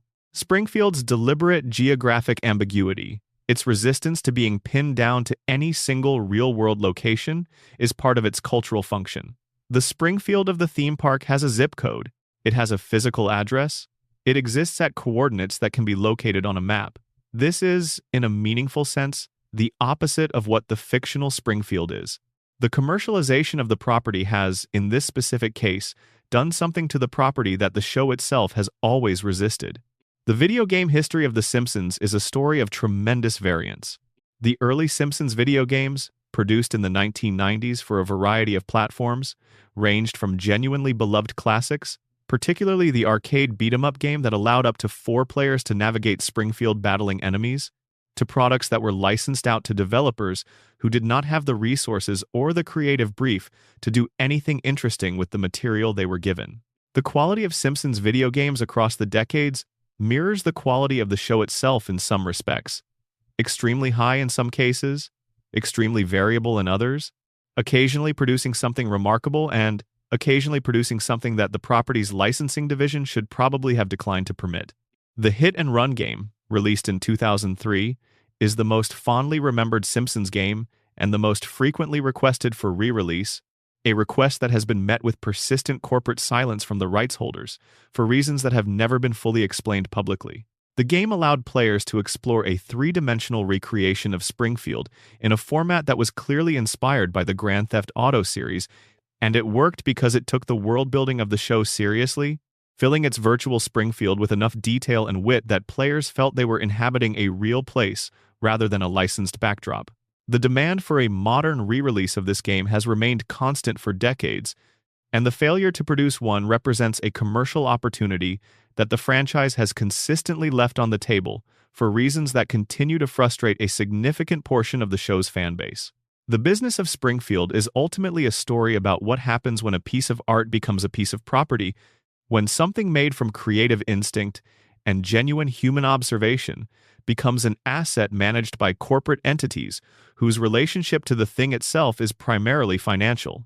The Simpsons navigated this transition more gracefully than most comparable properties, partly because the show's creators maintained enough creative control to prevent the worst outcomes, and partly because the specific quality of what had been created was robust enough to survive the commercial pressures that surrounded it. But the tension between the show as art and the show as property has been present throughout its history, and it has shaped what the show became in ways that the purely creative story of its development does not fully account for. The International Springfield. How the world rewrote the show. The Simpsons is watched in countries where Homer's job does not exist in the form shown on screen, in countries where the specific brand of working-class American suburbia the show depicts is completely alien, in countries where the nuclear family as a domestic unit has different legal and social meanings than it has in the United States. It is watched in places where the show's political satire lands in ways its creators did not intend, because the political context is different, where the jokes about American food culture seem like anthropology, where the relationship between Springfield's residents and their government looks like something from another planet. It is one of the most globally distributed pieces of entertainment in history, and the story of how it traveled and how it was transformed in transit is a story that most American fans of the show have never had any reason to think about. The dubbing history of The Simpsons is where this story becomes most concrete and most interesting. When a television show is dubbed for broadcast in another language, decisions have to be made at every level of the production. Some of these decisions are purely technical. How do you maintain the lip sync of a performance when the words of the translated language do not have the same rhythmic and phonemic structure as the original? Some are cultural. How do you handle a joke whose entire premise depends on something that does not translate? A pun, a reference to an American cultural institution, a joke about a specific food that does not exist in the target market? The answers to these questions have produced, across the show's international distribution, what amounts to a collection of parallel Simpsons universes, each one a version of the show adapted to the cultural logic of a specific market in ways that sometimes enhance the show and sometimes substantially alter it. The Spanish dubbing of The Simpsons is one of the most discussed cases because Spain has multiple official languages and because the choices made in the dubbing process reflect decisions about which cultural register to target. The Castilian Spanish dub produced for the Spanish market has a specific character, a certain kind of ironic understatement in the delivery of Homer's lines that reflects something about the performance culture of that dubbing tradition. The Latin American Spanish dub is quite different, both in performance style and in the specific vocabulary choices made for the translation, and viewers who have watched both versions of the same episode tend to describe the experience as watching two meaningfully different interpretations of the same material. The French dubbing of the show has produced several well-documented cases of translation choices that altered the meaning of jokes in ways that are either improvements or losses, depending on how you evaluate the original. French is a language with a rich tradition of wordplay that operates on different mechanisms than English wordplay, and French translators working on the show have sometimes had to invent equivalent jokes rather than translate the originals, producing sequences that are funny in French for reasons that are entirely unrelated to why the original sequence was funny in English.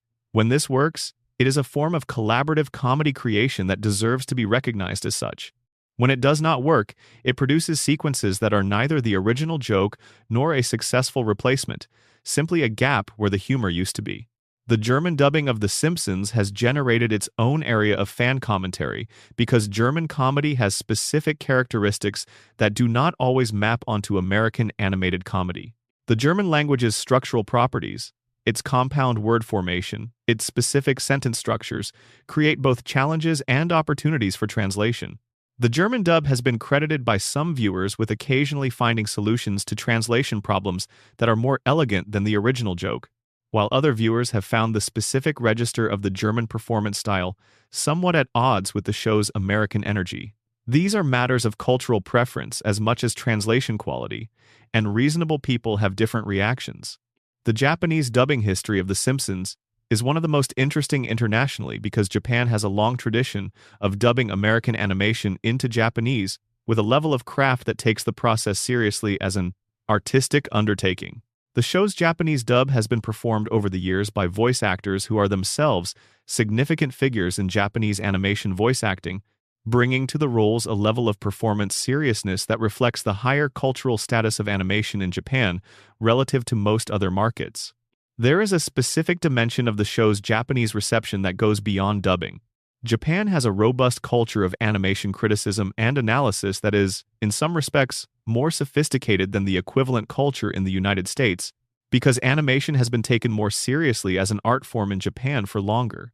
Japanese critics and fans encountering The Simpsons have brought to it analytical frameworks that the show's American commentators have not always applied, and the resulting body of Japanese Simpsons criticism, while not widely known outside Japan, contains perspectives on the show's technique and meaning that are genuinely interesting additions to the global conversation about the show. The Brazilian Portuguese dubbing has its own complicated history, partly because of the incident already discussed in the section on banned and controversial episodes. The Brazil episode created specific tensions around the show's distribution in Brazil, and the response of Brazilian dubbing studios and broadcasters to this tension is itself a story about the relationship between local cultural identity and global entertainment distribution. The episode's caricatured depiction of Brazil was experienced not just as an insult by Brazilian viewers, but as a specific kind of insult that comes with additional sting when it comes from a show that had been popular in Brazil and that Brazilian viewers had felt some ownership of. The betrayal of that ownership was part of what made the episode's reception so specifically negative. The show's reception in the United Kingdom is an interesting case because it shares a language with the American original, while being embedded in a completely different comedy tradition. British comedy has historically operated with different assumptions about the relationship between comedy and realism, about the appropriate use of character sympathy, about the specific social targets that satire ought to address. The Simpsons, arriving in Britain, encountered a comedy culture that had produced Monty Python and Fawlty Towers and Yes Minister, and was perfectly capable of receiving sophisticated satire, But the specific form of the show's satire, its relationship to a working-class suburban American experience, its dependence on cultural references that were American in their specificity, required British viewers to make a kind of imaginative translation that the dubbing of foreign language markets literally performs. British viewers, on the available evidence, made this translation readily and found the show's depiction of working-class suburban life resonant in ways that suggest the show's emotional truth crossed the Atlantic even when its specific cultural references did not. The nuclear plant worker who wants his boss to remember his name, the family struggling with the gap between its aspirations and its circumstances, the child who is bored by school, the child who is isolated by her intelligence, these are not exclusively American experiences, and the British reception of the show reflects this. The show's relationship with Australia is, again, most publicly visible through a specific episode that created controversy in the country it depicted. Bart vs. Australia, from Season 6, depicted the country with a broad comedic strokes that Australian viewers experienced as caricature rather than satire. The specific complaint was that the episode treated Australia as a cultural punchline without engaging seriously with the actual complexity of Australian society or culture. The Australian government issued objections. Australian media covered the controversy extensively. The show responded to the controversy in the way it typically responds to such situations. It declined to substantially alter its approach, while acknowledging in interviews that the episode had not been its most careful piece of cultural engagement. The episode remains in the show's catalog without significant revision, a position that reflects the show's general institutional posture toward its own past, which is to maintain the record of what was made rather than to retroactively correct it. The show's influence on international comedy is another dimension of its global story. The specific format of the show, the ensemble animated family sitcom with satirical ambitions, has been imitated in dozens of countries with varying degrees of success.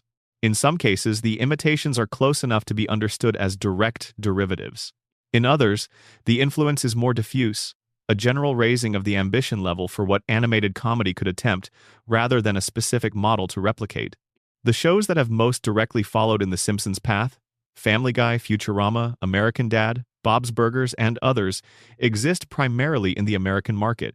But the influence of the show's success in demonstrating that animated primetime comedy could be commercially viable and critically respected shaped the international television landscape in ways that are difficult to trace precisely, because they operated at the level of industry assumptions, rather than specific creative decisions.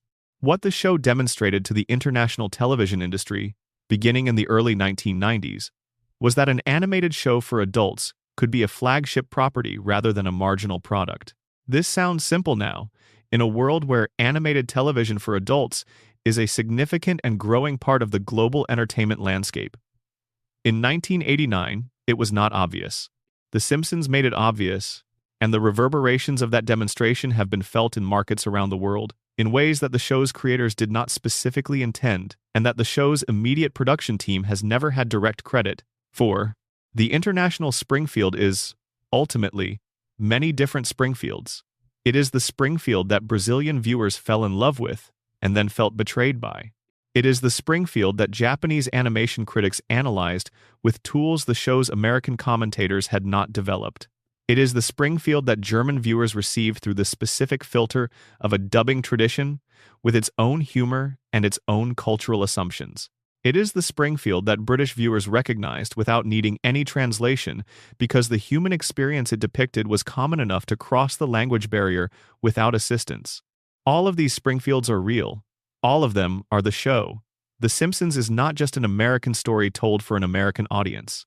It is an American story that the world received, translated, absorbed, argued about, loved, and occasionally resented in ways that together constitute the full record of what the show has meant. And that record, the global record of a globally distributed cartoon family, is something that the show's creators could not have fully anticipated, and that the show's American fans rarely have occasion to contemplate. But it is there, in every dubbing studio that found a way to make Homer's panic funny in a new language, in every country that recognized something in the Simpson family that was not specific to America at all, in every audience that sat down to watch something foreign and found, underneath the yellow skin and the four fingers and the strange familiar light of the nuclear plant, something that was entirely their own. the lost Simpsons spin-offs, films, and the universe that could have been. The Simpsons that exists is not the only Simpsons that was ever planned. The history of the show is also a history of creative roads not taken, projects that were developed and then abandoned, spin-offs that were seriously considered and then declined, films and specials and extended universe materials that were proposed and never made. The gap between the Simpsons universe that exists and the one that could have existed is itself a story, and it is one that reveals something interesting about the choices that shape the identity of a long-running creative property. The most extensively discussed piece of Lost Simpsons universe is the spin-off that was never given a chance. Various characters from the show have been identified over its history as having enough independent creative potential to sustain their own series, and various parties have, at various times, proposed developing that potential. Sideshow Bob is the most frequently mentioned candidate.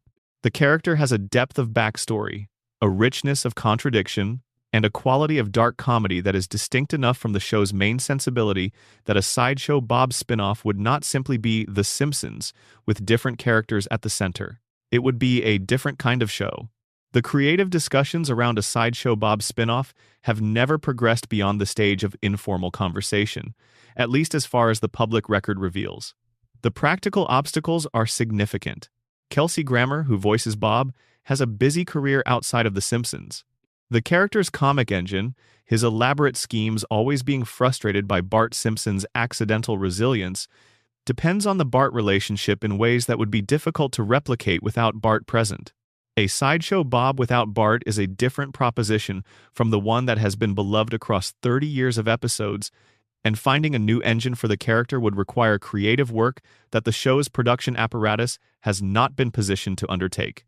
The Springfieldians spin-off concept, which has surfaced in various forms over the years, proposed expanding the universe of the show by following specific secondary characters in episodes that would place them at the center rather than in their usual peripheral positions. Ned Flanders as a protagonist, Mo Sislak navigating his isolation and his sadness in the quiet of his tavern, Chief Clancy Wiggum as the central figure in a police procedural comedy. Each of these characters has enough internal life, as established by decades of the main show, to sustain a focused narrative. Each of them has qualities that the main show's format has never had enough room to fully develop. The closest the show has come to this kind of character expansion is the spin-off showcase episode from Season 8, which itself is a parody of the concept rather than an example of it. The episode presents 3 mock spin-offs, each one a parody of a specific genre of American television, and in doing so both acknowledges the potential of the concept and expresses ambivalence about it. The joke of the episode is that spin-offs are usually bad, usually extracting the most superficially appealing elements of a successful show and packaging them without the intelligence that made the original work. The Simpsons was smart enough to know this and to say so directly, which is itself a form of the creative self-awareness that distinguished the show in its best years. The feature film sequels that have been discussed but not made represent a different kind of lost universe.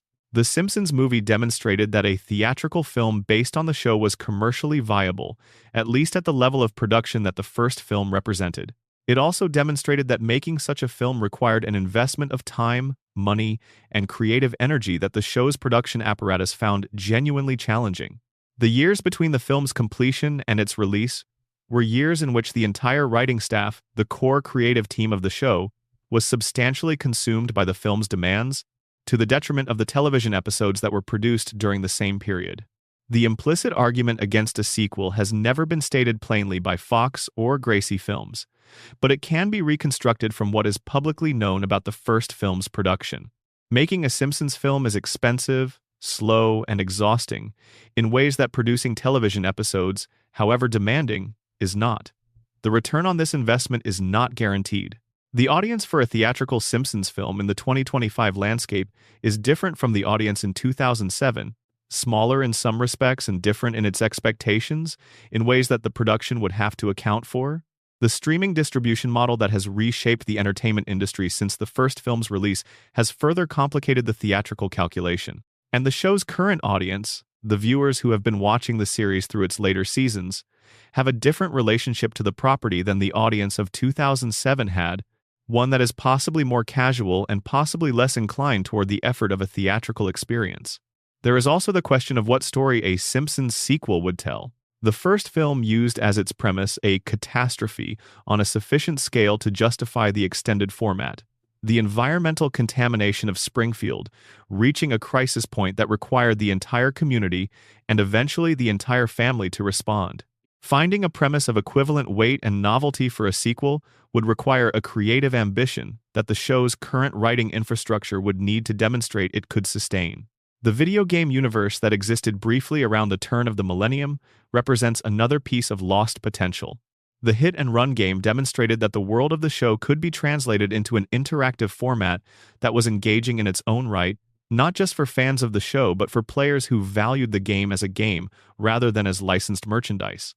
The failure to build on this success, to develop a successor game that would have benefited from improved technology and a clearer creative brief, is one of the franchise's most discussed commercial miscalculations.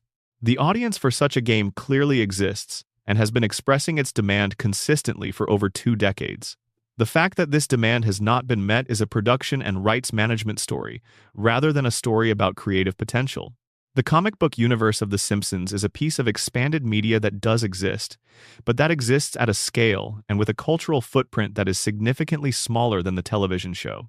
Bongo Comics, founded in part by Matt Groening, has been producing Simpsons comic books since 1993. These comics have, at their best, served as a creative space for stories that the television format cannot accommodate, stories that are too long or too visually demanding or too specifically formatted for the comic medium to work on screen.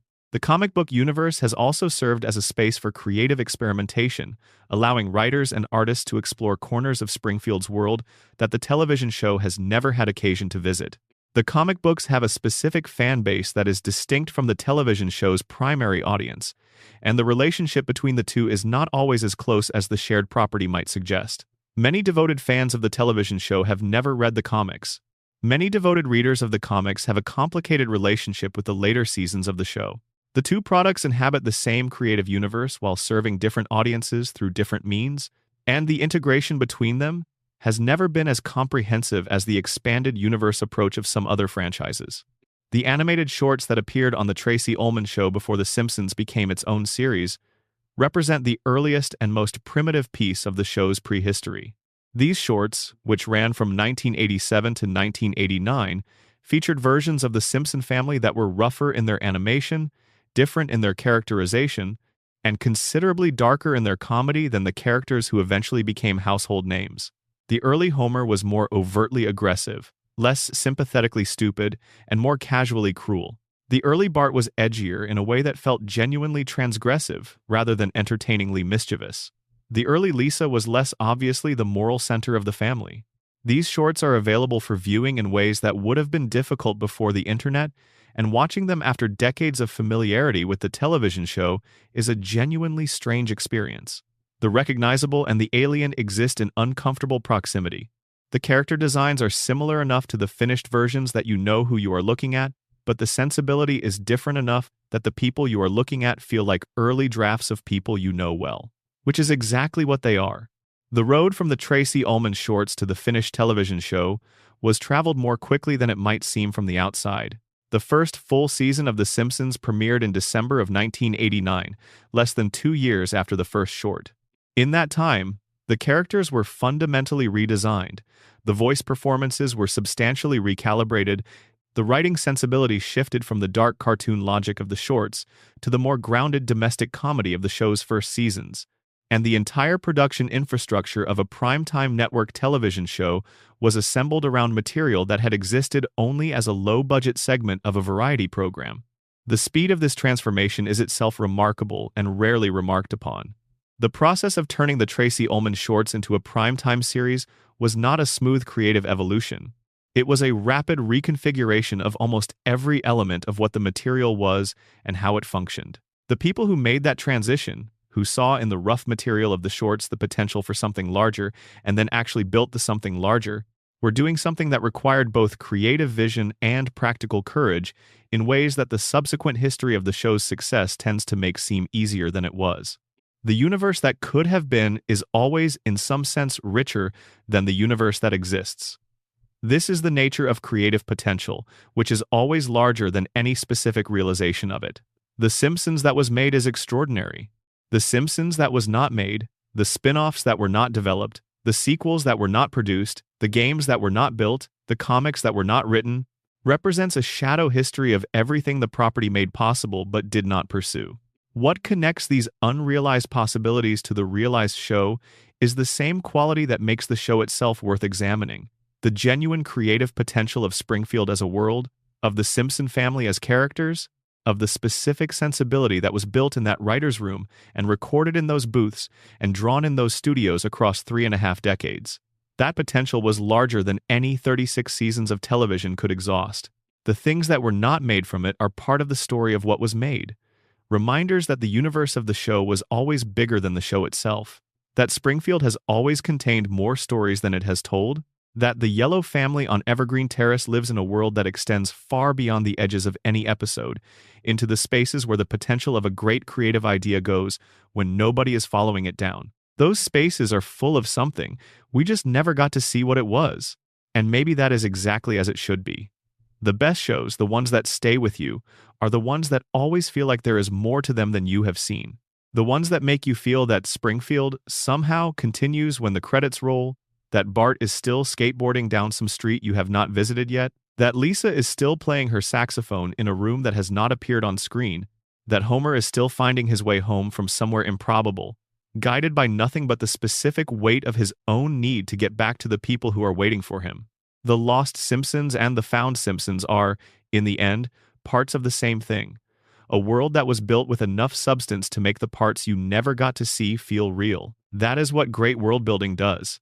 And Springfield, for all its radiation and its denial and its floating timeline and its impossible geography, is one of the most completely realized fictional worlds that human beings have ever constructed.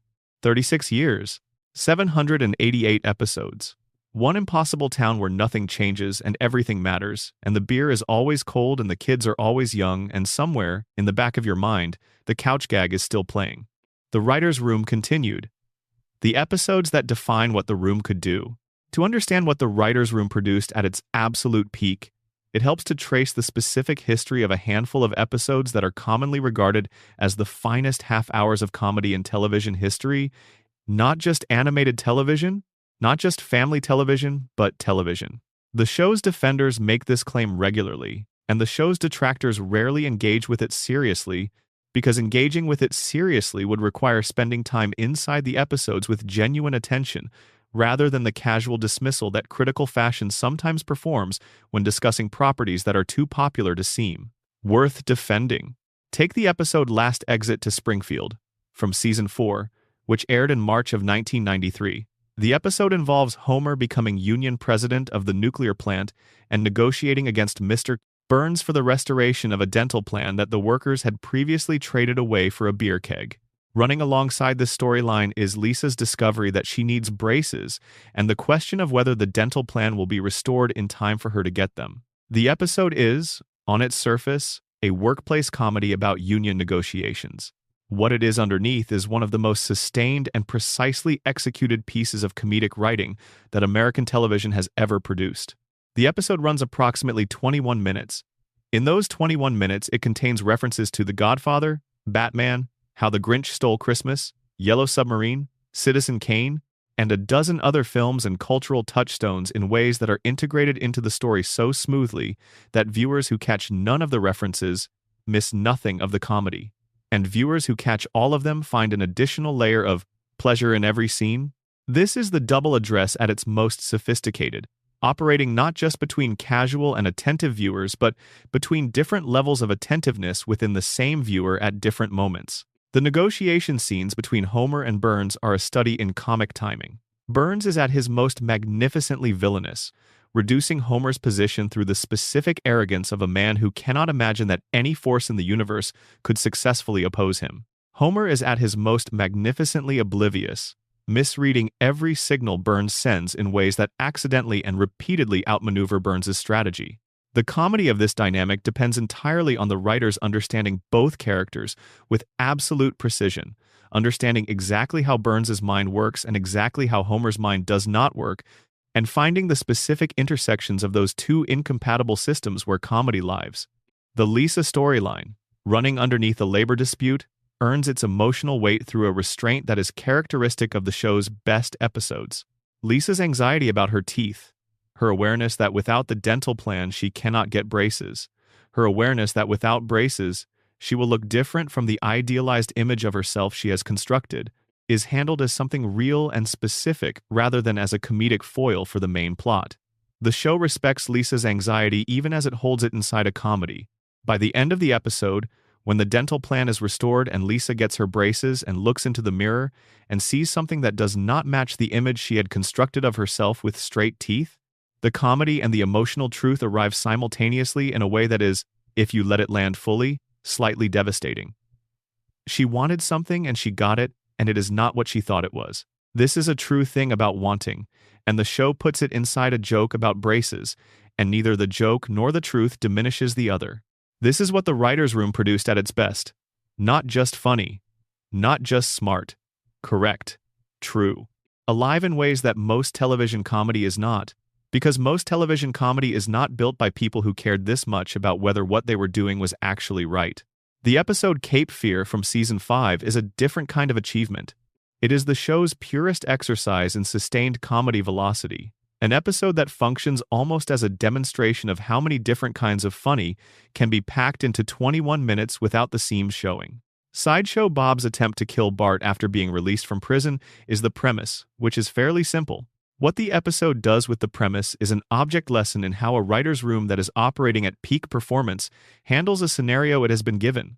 The specific genius of Cape Fear is the sequence in which Sideshow Bob is repeatedly raked in the face by garden rakes, a gag that the episode commits to far beyond the point where any reasonable comedy instinct would have stopped. The first rake is a joke. The second rake is a surprise. The third rake begins to be something else, something that is no longer simply funny in the conventional sense but has crossed into a territory of pure formal comedy, comedy about the fact that a joke can be driven past its natural endpoint into something that produces a different kind of laughter, not the laughter of surprise or recognition, but the laughter of being confronted with something that refuses to stop, that insists on continuing past all expectation. The rakes in Cape Fear are not just a running gag. They are a statement about what comedy is and what it can become when someone is willing to follow it all the way down. This willingness to follow comedy all the way down, to keep going past the point where most comedy would stop and see what is on the other side, is one of the specific qualities that distinguish the show's best years. It required confidence, and it required the specific kind of institutional trust that a writer's room develops when it has been working together long enough to know that the instinct to push further is often correct. You cannot build that trust quickly. You can only build it by doing it repeatedly and having it repeatedly produce something good. The voice cast. What the recording booth actually looked like.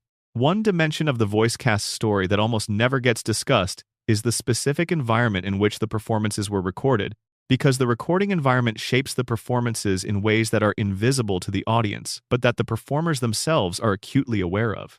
The Simpsons recording sessions, particularly in the early seasons, operated on a model that was somewhat different from the standard television animation recording process.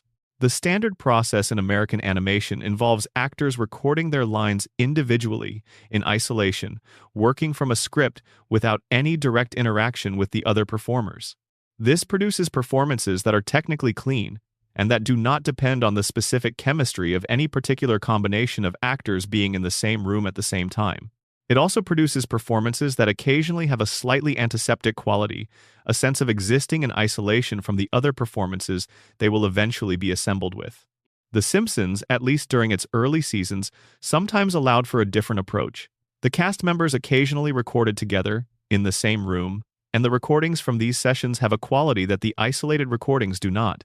When Dan Castellaneta and Julie Kavner are in the same room, and Castellaneta has just delivered a line as Homer that Kavner is now reacting to as Marge, the reaction is a reaction to what was actually said in the room, to the specific quality of energy in the air after Castellaneta's delivery, rather than to a recording heard through headphones.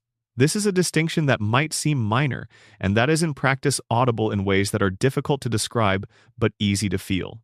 The Homer and Marge relationship is one of the things that makes the show extraordinary, and the relationship between the performers who play them is part of what made the animated relationship feel real. The specific quality of Marge's patience with Homer, the way it contains genuine affection beneath what could easily be played as resignation, is a quality that Kavner found in the character over time, and that is inseparable from her experience of reacting to Castellaneta's Homer, who is genuinely funny in the room in ways that make the affection feel earned rather than written. Nancy Cartwright's specific approach to Bart has been described in her own accounts of the work as something that lives in a physical engagement with the voice, rather than purely in a vocal technique. She has described lowering her physical center of gravity, engaging her body in a specific way before she records, in order to find a quality of physicality in the voice that the character requires. A 10-year-old boy has a specific physical relationship to the world that is different from the relationship of an adult woman, and Cartwright has found a way to bridge that gap not through purely vocal means, but through an approach to performance that involves the whole instrument rather than just the vocal cords. This is a level of craft that the audience never sees and never needs to see, because the craft is successful enough to make the result feel effortless. Cartwright has been doing this for 36 years, finding the physical engagement, finding the center of gravity, finding the specific quality of energy that produces Bart Simpson's specific quality of energy, and doing it consistently enough that the character has remained coherent across decades. This is not nothing. This is, in its quiet way, something remarkable. The animation, how Springfield was designed as a place. The specific geography of Springfield, which has been widely discussed in the context of the show's deliberate geographic ambiguity, is also interesting from a purely design standpoint. The town has a visual coherence that is the product of specific design decisions made early in the show's run and then maintained with varying degrees of consistency across its entire history. The person most responsible for the visual identity of Springfield as a physical environment is production designer Richard Sakai, who worked on the show in its early seasons and whose influence on the visual language of the town established conventions that the show has been working within ever since. Sakai's approach to Springfield was to design a town that felt lived in, a town whose visual details suggested a history that predated the events of any specific episode, a town where the evidence of previous life was visible in the background of every scene. The specific architectural character of Springfield, its mixture of industrial decay and suburban aspiration, its main street that feels both familiar and slightly wrong, its institutional buildings that have the quality of places that were designed without any particular love and maintained without any particular care, all of this was established in the show's first season and has informed every subsequent visual choice. The nuclear plant's cooling towers visible on the Springfield skyline are not just a visual joke or a thematic statement. They are a design element that anchors the viewer's sense of where they are, that gives the town a specific kind of visual identity that most animated towns do not have. The Simpson house itself is one of the most analyzed fictional residences in the history of American television, partly because the show's fans have spent decades trying to map its internal geography from the evidence of various episodes and finding that the map is inconsistent in ways that are both deliberate and accidental. The house is bigger on the inside than its exterior suggests. Its floor plan shifts between episodes in ways that suggest the house is not quite obeying the laws of three-dimensional space. Rooms appear and disappear. The layout of the second floor changes. The basement sometimes exists and sometimes does not. These inconsistencies were initially accidents of production, the result of different teams of artists working on different episodes without a centralized reference document that established the definitive floor plan of the house. They became, over time, a kind of running joke that the show acknowledged occasionally with a wink, and they became, in the broader context of the theories about Springfield's reality, a piece of evidence that the show's internal logic is less consistent than its emotional truth. The animators who worked on the show's backgrounds during its classic seasons have described the specific challenge of making Springfield feel real while making it feel impossible. The town has qualities of geography that no real town has. It is near mountains and near the ocean, and near a desert and near farmland all at once. The background artists had to find a visual language that accommodated all of these impossibilities without making them feel forced, a visual language that said this is a real place, even as every specific detail of it said this is a place that could not exist. The solution they found is the solution that the show's best work always finds: specificity. The backgrounds of Springfield episodes from the classic seasons are full of specific details. Details that are too specific to feel generic. Details that suggest a particular and consistent vision of what this town is, even when the details themselves would be contradictory if you tried to assemble them into a coherent map. You believe in Springfield because the details are specific enough to believe in, even if the whole they add up to is impossible. The guest stars, the ones who took the show somewhere new. Beyond the individual guest star stories already discussed, there is a broader pattern in the show's guest star history that is worth examining, which is the question of what a guest star can do to a show that the show cannot do for itself. The best guest appearances in the Simpsons canon are not the ones where the celebrity shows up and demonstrates that they are willing to appear in a cartoon. They are the ones where the celebrity's specific qualities, the specific things that make them who they are in the public imagination, unlock something in the show that the show's regular vocabulary cannot produce. This is what happened with Tom Jones in the episode Marge Gets a Job, a Season 4 episode in which Burns hires Jones to perform privately for Marge, whom he has developed an infatuation with. The sequence in which Jones performs Sex Bomb for a distressed Marge while Burns watches in delirious contentment is one of the show's funniest scenes, and it works because Jones commits to it completely. He is not performing the bit from a distance. He is inside the bit, treating it with exactly the same earnestness he would bring to a legitimate concert performance, which makes the absurdity of the situation exponentially greater than it would be if he were performing it with any visible irony. Jones does not wink. He sings. And the fact that he sings as though it is perfectly reasonable to be serenading a stranger in a nuclear plant while her terrified husband watches from outside a window is what makes the scene what it is. The James Brown cameo in the episode Bart's Dog Gets an F from Season 2 is a brief but perfectly calibrated moment in which Brown voices himself being attacked by the Simpsons dog, Santa's little helper. Brown's reaction to the attack is performed with the same physical expressiveness that characterizes all of his public performances, and the collision of James Brown's specific performance energy with the absurdity of a cartoon dog attacking him produces something that is unmistakably funny in a way that no other performer could have produced in that moment. What these appearances share is the quality of specificity. They are not generic celebrity appearances. They are appearances by specific people whose specific qualities, their specific performance styles, their specific public identities, are being used in specific ways by specific jokes written to use them. The difference between this kind of guest appearance and a celebrity walk-on, where the celebrity says a few lines and waves at the camera, is the difference between a tool and a decoration, and the show's best years were consistently good at knowing which it was pursuing. Elizabeth Taylor voiced Maggie Simpson's first word, Daddy, in a Season 3 moment that was brief to the point of being blink and miss. Taylor took the single word seriously enough to return to the recording booth until she found the precise quality of sound she wanted. The word Daddy, as spoken by Elizabeth Taylor in that episode, carries a weight and a warmth that the scene's setup, Homer reading Maggie to sleep, depends on. A different voice, a less considered recording, would have made the moment a cute footnote. Taylor's commitment made it something that viewers still discuss decades later. Music. The songs that became part of the culture. The show's musical output, considered as a body of work rather than as incidental entertainment, constitutes one of the most varied and interesting collections of comedy songs in American television history. The songs that the show produced during its peak years were not filler content or background music. They were complete comedic and musical achievements that stand independently of the episodes that contain them. The song See My Vest, from 201 Greyhounds in Season 6, is a parody of Be Our Guest from Beauty and the Beast, in which Mr. Burns describes his collection of clothing made from animal pelts.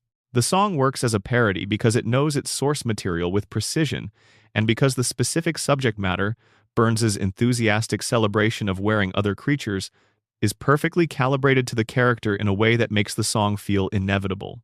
Burns would have a song about his vest collection. Of course he would. And the song he would have would be exactly this song, with exactly this melody and exactly these lyrics and exactly this quality of cheerful, unapologetic villainy. The song Monorail, already discussed in the context of Conan O'Brien's writing, is the most quoted and most performed song the show has produced, appearing regularly at karaoke bars and comedy events, and in the repertoires of people who have never formally studied music, but who have memorized every lyric through repeated exposure to the episode. This is the test of a truly successful comedy song, whether it survives being removed from its original context and exists on its own terms as a piece of music that can give pleasure to someone who hears it in isolation.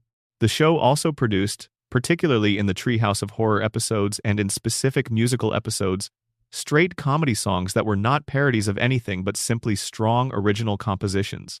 The song Dr. Zaius, from the Treehouse of Horror episode that parodies Planet of the Apes, is a parody of a specific song, but it is also simply funny as a musical experience, built on a musical idea that is executed with craft and commitment. The Planet of the Apes musical that Sideshow Bob performs in the Springfield Civic Auditorium is one of the show's most complete and most absurd comedy constructions. 20 seconds of entertainment that contains a complete dramatic arc from exposition to climax, performed with absolute sincerity by Kelsey Grammer in a voice that is simultaneously doing Bob and doing musical theater, and doing something that is both and neither simultaneously. The show's relationship with the music that plays underneath its most emotional moments, Clausen's scoring rather than the songs, is also worth examining in the specific context of how music accomplishes things that dialogue cannot. There are scenes in the show, particularly in the Homer and Marge relationship episodes from the classic seasons, where the emotional truth of what is happening is conveyed almost entirely by the music rather than by what the characters are saying. Marge expressing something through her body language, and Homer failing to read it correctly, and Clausen's score quietly naming what Marge feels, making audible the specific quality of loneliness that exists inside a marriage when one person is more fluent in the relationship's emotional language than the other. This is not a simple thing to accomplish with music. It requires a composer who understands the characters well enough to know what they feel when the writers have chosen not to make them say it. The show's relationship with religion, politics, and American life. The Simpsons has spent 36 years doing something that is genuinely difficult, and that most satirical entertainment fails to accomplish, which is taking seriously the things it is satirical about. The show's treatment of religion is a useful case study. Homer's relationship with God, Ned Flanders' faith, the various episodes that engage with specific religious traditions and practices are not simply occasions for mockery. They are engagements with something the show takes seriously as a dimension of human experience, something that matters to the characters in ways that the show respects, even when it finds the particular forms that religious belief takes funny. Homer's conversations with God, the most remarkable of which occurs in the Season 4 episode Homer the Heretic, are handled with a quality of genuine philosophical engagement that is unusual in a primetime comedy. God appears to Homer as a real interlocutor, a being with a personality and a perspective, who responds to Homer's questions with something that is neither the canned piety of television, religion, nor the dismissive nothing of militant atheism. The show gives Homer a God who is willing to have a conversation, who has some of Homer's own qualities, who finds Homer genuinely interesting, and who provides Homer with something real even when what Homer is getting from the interaction is not quite what he thought he was asking for. This is a sophisticated position on religious experience, one that takes seriously the human need for something beyond the everyday, while acknowledging that the specific forms this need takes are often imperfect and sometimes absurd. The show does not mock the need. It mocks specific instances of its fulfillment, which is a different and more interesting target. The show's treatment of American politics has evolved across 36 seasons in ways that track the evolution of American political life itself. The early seasons treated political corruption as a background condition of the town's existence, something so thoroughly established that it barely required comment. Mayor Quimby was corrupt in the way that politicians in a certain kind of small American city are corrupt, personally and casually, rather than ideologically, pursuing personal benefit through the resources of his office without any particular conviction that this was wrong. This is a recognizable portrait of a specific kind of political culture, and the show drew it accurately enough that it resonated with viewers who had grown up in places where politics worked this way. The show's treatment of national politics, which became more prominent as its run extended and as American political life became more dramatically polarized, has been subject to more criticism than its treatment of local politics. The charge that the show's political satire became both more frequent and less precise as the years went on, that it moved from specific observation toward generic commentary, has merit in certain episodes while being unfair to others. The best political episodes from the show's later seasons retain the show's capacity for the specific observation that made its early political comedy so good. The weaker ones replace observation with gesture, making moves toward political comment without doing the underlying work of understanding the thing they are commenting on. The show's treatment of class is the dimension of its engagement with American life that has held up most consistently across its entire run, partly because the economic conditions that produced Homer's specific predicament have not improved in the years since the show began depicting them. The financial anxiety of a working-class family that earns enough to be considered middle class by the cultural standards of the moment but not enough to feel secure, that lives in a permanent state of being one major expense away from a crisis, that is neither poor enough to qualify for the social safety net nor wealthy enough to exist above the conditions that make the safety net necessary. This is a condition that was common in 1989 and is more common now, and the show's portrait of it has become more accurate rather than less as the years have gone on. Homer's relationship with work is at the center of this portrait. He hates his job, but he shows up every day, not because he has been convinced of the job's value or his employer's virtue, but because the alternative, not showing up, is worse in ways that the show depicts without sentimentality. The specific indignity of working at a place that could kill you, for a boss who cannot remember your name, doing a job you were not trained for and that you perform badly, sustained by a paycheck that is sufficient and insufficient simultaneously, is the indignity that an enormous percentage of the show's audience has lived with in some form. The show has always known this, and the fact that it treats Homer's specific version of this condition as something worth observing, worth depicting accurately, worth finding both funny and true, is part of what has made it matter. Springfield as America. What the town says about the country. The claim that Springfield is America, that the show's impossible fictional town functions as a kind of diagnosis of American life, has been made in various forms since the show's earliest seasons and has been both celebrated and contested ever since. It is worth examining what this claim actually means and how the show has earned or failed to earn it across its long run.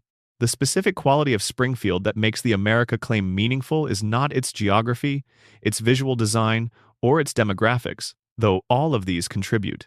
It is the specific dynamics of power and resistance that operate in the town, the specific ways in which the people of Springfield relate to the institutions that govern their lives and to the individuals who control those institutions.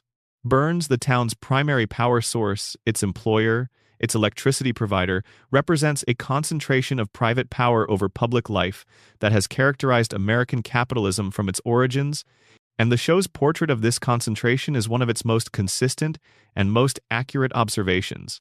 The relationship between Homer and Burns is, in a specific and important sense, the relationship between American labor and American capital across the entire history of the country. Homer needs Burns. Burns needs Homer. Neither respects the other. Neither fully acknowledges the other's humanity. The relationship is sustained not by mutual regard but by mutual necessity, and it produces a dynamic of low-grade degradation that both parties have adapted to and that neither has the resources or the will to change.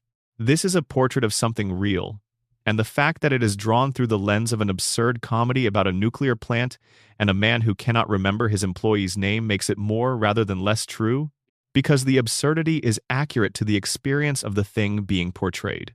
The town's relationship with its own history, its tendency to forget catastrophes and reset to normal, its collective agreement to maintain a version of reality that is convenient rather than true, is another dimension of the America claim that holds up to examination. American public life has always had a talent for forgetting things that would complicate the prevailing narrative, for resetting after events that ought to have produced permanent changes and finding ways to restore the conditions that made those events possible. The show depicts this talent in Springfield with a precision that functions as cultural criticism even when the specific episode in which it appears is primarily interested in being funny. The floating timeline. The show's decision to keep its characters permanently young while the world around them changes is perhaps the clearest expression of the America claim. America has always had a complicated relationship with time, a tendency to prefer the version of itself that existed at some idealized previous moment over the version of itself that exists now, a reluctance to acknowledge the ways in which time and change have altered the conditions that made the idealized previous moment possible. The Simpsons hold the American family in a version of 1989 that has been adjusted to incorporate the cultural details of whatever year the current episode was produced in, and this adjustment, this simultaneous presence in a specific past and a generic present, is exactly the temporal condition that American nostalgia produces. The Simpsons are frozen because America freezes the things it loves, rather than allowing them to change into something it might not recognize. This is the show's deepest and most consistent observation about the country it depicts. Not that America is corrupt, though it is. Not that American institutions fail the people they are supposed to serve, though they do. But that America's primary cultural mechanism for dealing with the passage of time is to refuse to acknowledge it, to maintain the surface features of a beloved past while the underlying conditions change around them, to insist that the family is still intact, and the neighborhood is still safe, and the job still leads somewhere, and the dream is still available if you simply work hard enough, while the evidence that none of these things are still quite true accumulates in the background of every episode, visible to anyone who is willing to look. Springfield doesn't age because America doesn't want to. The Simpsons will keep running because we will keep watching. And every Sunday night that the credits roll and the family is still together on the couch, exactly as they were last week, exactly as they were 30 years ago, we get to pretend for a moment that the same is true of everything else we are afraid of losing. That is the show. That is what it has always been. And that is why, after 36 years and 788 episodes, it is still not finished with us. The showrunners? The people who held the room together. The role of the showrunner in American television is often discussed but rarely examined in its specific mechanics. A showrunner is not simply the person in charge. A showrunner is the person who maintains the vision of a show across the entire process of its production, from the first pitch of a story idea through the final edit of the last episode of the season. They are the person whose aesthetic judgment is the final word on every question that the production process raises, and they are the person whose specific understanding of what the show is and what it should be shapes every decision that is made in every department. The Simpsons has had multiple showrunners across its history, and the differences between their tenures are visible in the show itself, to an extent that makes the showrunner question one of the most useful lenses for understanding why the show changed when it changed, and in the directions that it changed. Matt Groening, James L. Brooks, and Sam Simon were the founding triumvirate who established the show in its initial form. Simon, in particular, has been credited by many of the show's early writers as the figure most responsible for establishing the quality standards of the writers' room in its first years, and his departure from the show during its second season, following a falling out with Groening and Brooks, is widely regarded as one of the significant early transitions in the show's creative history. Simon's specific contribution to the show's sensibility, his insistence on a quality of grounded emotional reality within the comedy, his resistance to the purely absurdist impulses that would have pulled the show in a direction closer to the Tracy Ullman shorts, is the contribution that is hardest to fully document because it was primarily a matter of presence, of having someone in the room who embodied a specific standard rather than simply articulating it. Al Jean and Mike Reiss took over as showrunners for seasons 3 and 4, which are consistently ranked among the finest seasons in the show's history. Their tenure produced some of the most celebrated episodes in the canon, and the specific quality of their stewardship, the combination of intellectual rigor and genuine warmth, of sophisticated comedy and real emotional grounding, is visible in almost every episode from those seasons. Jean's return to the show as showrunner from season 13 onward, following the intermediate tenures of other creative leaders, is one of the show's most interesting institutional stories, a story of someone who helped build something, left it, watched it change, and then came back to try to maintain what was still possible to maintain of what they had originally built. The showrunners of the seasons between Gene's first departure and his return, particularly David Merkin, who oversaw seasons 5 and 6, and Bill Oakley and Josh Weinstein, who oversaw seasons 7 and 8, made their own significant contributions to the show's identity. Merkin's seasons pushed the show's comedy toward a more overtly surreal register, incorporating story elements that the first 4 seasons would probably not have attempted, while maintaining a connection to the emotional core of the characters that the show's later, more fully absurdist episodes sometimes lost. The Season 5 episode Deep Space Homer, in which Homer actually travels to space, is the clearest marker of the show beginning to take its own cartoon logic more seriously as a vehicle for storytelling, rather than simply as a container for character-based comedy. The episode is extraordinary. It is also the beginning of a direction that, when followed too far, and with insufficient care, would eventually produce episodes where the cartoon logic became the point, rather than the vehicle. Oakley and Weinstein seasons are the ones most frequently cited by serious Simpsons fans as the true golden age. The seasons where the show achieved its most perfect balance between the character-based comedy of the early seasons and the expanded story palette that the middle seasons had established. Their seasons include episodes that have become so embedded in the cultural record that discussing them specifically almost seems superfluous. A Fish Called Selma, Hurricane Nettie, King Size Homer, Homer, The Smithers, the list goes on and on. What these episodes share is a quality of complete creative confidence, a sense that the writers knew exactly what the show was and exactly what every scene in every episode needed to be and exactly how to make it be that thing. The creative confidence of the Oakley and Weinstein seasons is the confidence of a room that has been doing something long enough to understand its own capabilities and its own limits, that knows which of its instincts to trust and which to interrogate, that has the collective memory of enough previous successes and failures to make good decisions quickly and consistently. It is a confidence that cannot be manufactured or imported. It can only be built through the specific experience of doing the work together over time, and it is the thing that the show lost, as the people who had built it gradually departed and were replaced by people who had different instincts and different histories. The merchandise that became cultural artifacts. There is a specific category of Simpsons merchandise that transcended its status as licensed product and became something more like cultural artifact, objects that exist in the world in ways that carry meaning beyond their commercial function. The most significant of these is the Squishy, the fictional convenience store frozen drink that the show invented for the Quickie Mart and that eventually produced, in 2007, one of the most ambitious marketing stunts in the history of branded entertainment. In the summer of 2007, to coincide with the release of The Simpsons movie, 11 convenience stores in the United States, Canada, and Australia were temporarily rebranded as Quick E-Marts. The exterior signage was changed.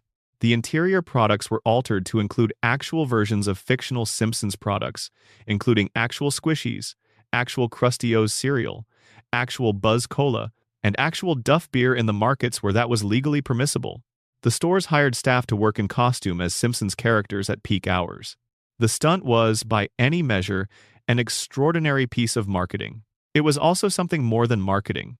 It was an experiment in making a fictional world physically real, in testing whether the specific brand of comedy and satire that Springfield represents could survive the transition from the screen to a three-dimensional space where people could walk through it, touch the products, buy the food, interact with the employees who were pretending to be characters from the show. The answer, based on the response to the promotion, was complicated. The stores attracted enormous attention and generated considerable media coverage. The products were purchased enthusiastically by people who had grown up watching the show and who found a specific and hard-to-articulate pleasure in holding a can of Duff beer or drinking an actual Squishy.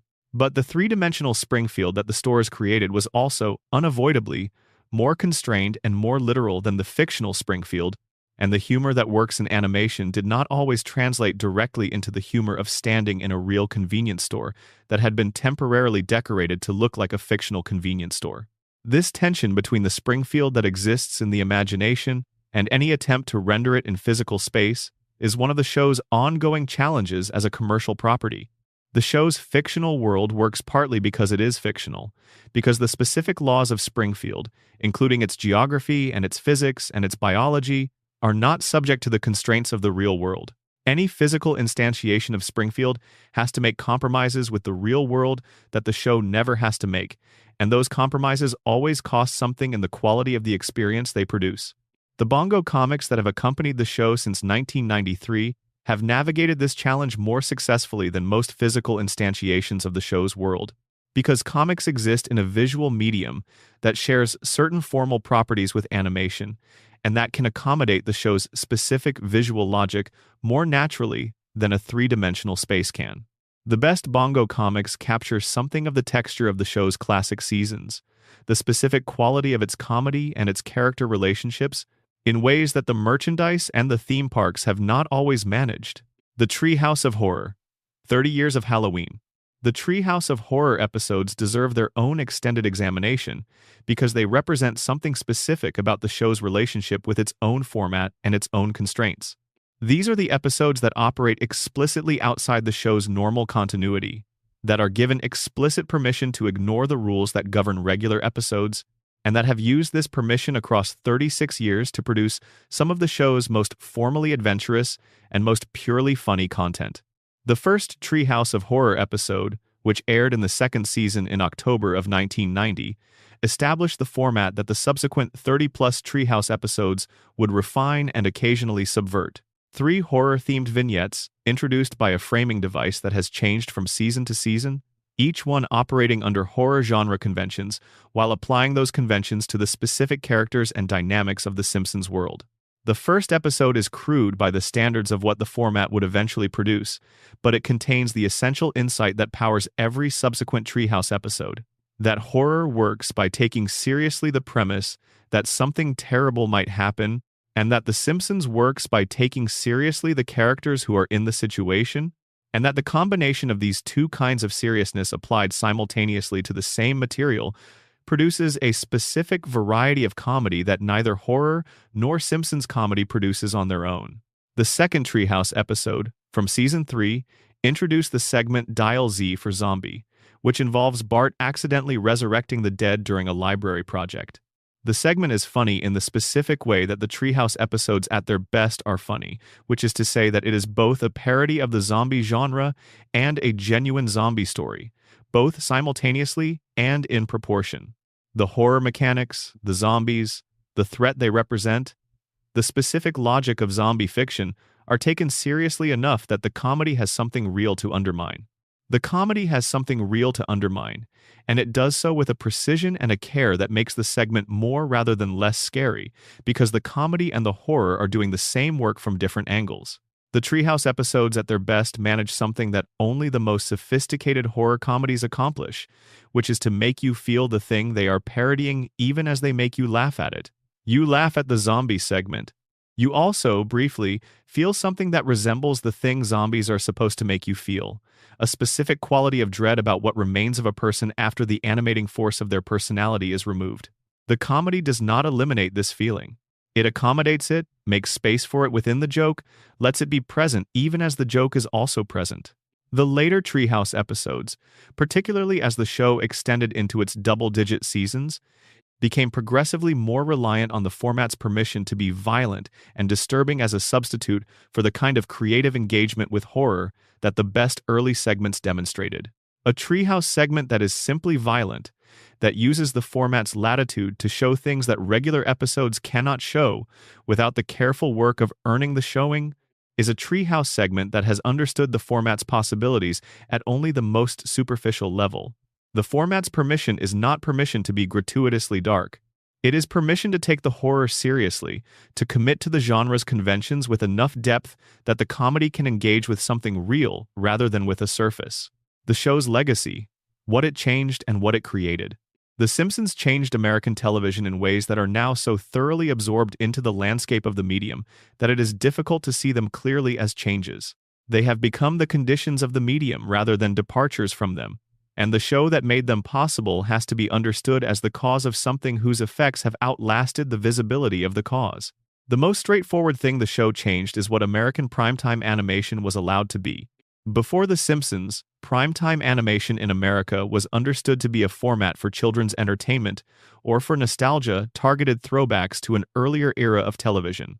The Flintstones, the most successful primetime animated show before The Simpsons, was designed to appeal to adults in the same way that a family-friendly variety show appeals to adults, which is to say, without assuming any level of sophistication or demanding any level of engagement beyond what children could also provide.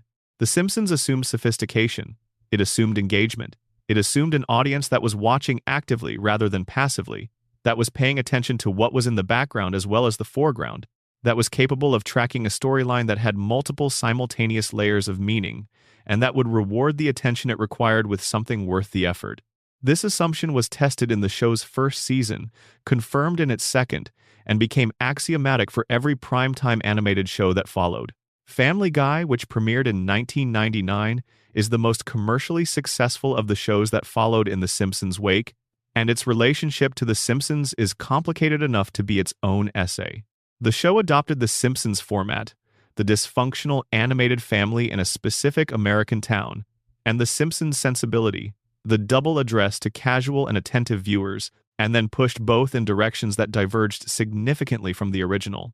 Where The Simpsons used its intelligence to build character and story, Family Guy used its intelligence primarily to build jokes, often at the expense of character and story. Where The Simpsons used its absurdism to serve its emotional core, Family Guy used its emotional core, such as it was, to justify more absurdism. The result is a show that is often funny in ways that The Simpsons is not, and rarely moving in ways that The Simpsons is, and that has a different relationship to its audience than The Simpsons has. One that depends on the audience's willingness to accept the terms of the comedy without expecting the terms of the comedy to add up to anything beyond themselves. Futurama, which premiered the same year as Family Guy and which was created by Matt Groening himself, is a more interesting heir to The Simpsons' legacy because it took the specific qualities of The Simpsons' best work and applied them to a completely different genre. Futurama is science fiction in the same way that The Simpsons is domestic comedy, which is to say that the genre is the container and the character relationships are the content, and the comedy and the emotion come from the collision between the container and the content rather than from either one independently. Futurama at its best manages the same double address that The Simpsons manages, the same quality of being simultaneously funny for the casual viewer and true for the attentive one, and it does this while maintaining a genuine investment in science fiction as a genre with its own conventions and its own possibilities, rather than simply using the genre as a background for character comedy. Bob's Burgers, which premiered in 2011 and which has developed over its run into one of the more distinctive animated shows on American television, represents perhaps the most interesting response to The Simpsons' legacy because it explicitly departed from the template The Simpsons established, in a way that made its departures the basis of its own identity. Bob's Burgers is warm where The Simpsons is sharp. It is gentle where The Simpsons is aggressive. It believes in its character's fundamental goodness in a way that The Simpsons' character's goodness is always conditional on, always complicated by, the show's satirical awareness of the conditions under which goodness is tested. Bob's Burgers represents a reaction to The Simpsons template that found something the template had not accommodated, which is the possibility of a dysfunctional family comedy that is primarily interested in how much the family loves each other, rather than in how they fail each other and themselves. The Simpsons created the conditions for all of these shows. It established the commercial viability of primetime animation for adults, the critical legitimacy of animated television comedy as a form worth taking seriously, and the specific structural approach, the ensemble animated family in a specific town with a specific social ecology that has been the basis of most of the significant animated comedies that followed. This is a legacy that is both enormous in its scope and invisible in its specifics because the forms it created have been so thoroughly naturalized into the landscape of American television that they are no longer visible as the creations they are. They are simply there, the way air is simply there, and the show that put them there has been running for so long that it sometimes seems like it was always there too, like Springfield was always a place that existed, and we just finally got to see it. The Final Reckoning. Why the show still matters. There is a version of the conversation about The Simpsons that has been happening since approximately season 10, which is the conversation about whether the show has been good enough, recently, to justify its continued existence. This is a legitimate conversation. The show of the last 15 seasons is not the show of the first 10 seasons. The gap between them is real and significant and documented across thousands of episode reviews and fan discussions and academic analyses that have all arrived at roughly the same conclusion. Something changed, and the change was a loss. But this conversation, conducted as though the loss of the classic era quality means the show's legacy is somehow compromised or that the show should have ended, makes a fundamental error about what the show's legacy actually consists of. The legacy of The Simpsons is not the average quality of its episodes across its entire run. The legacy is what it built, what it changed, what it proved, and what it gave to the people who encountered it in the right way at the right moment in their lives. The Simpsons gave a generation of American children and young adults a way of seeing the world that was simultaneously funnier and truer than what most of the culture was offering them. It gave them a language for the specific absurdity of American life, a set of references that functioned as a shared vocabulary across social and geographic and class differences, a common culture that was genuinely democratic in a way that most mass entertainment is not, because it demanded more of its audience than most mass entertainment asks for. It gave them Homer and Marge and Bart and Lisa and Maggie as something close to a second family, a family they knew in some respects better than they knew the people they actually lived with, a family whose specific qualities and specific failures they had spent years observing, and whose love for each other they had been given permission to find genuinely moving even as they laughed at it. This is not nothing.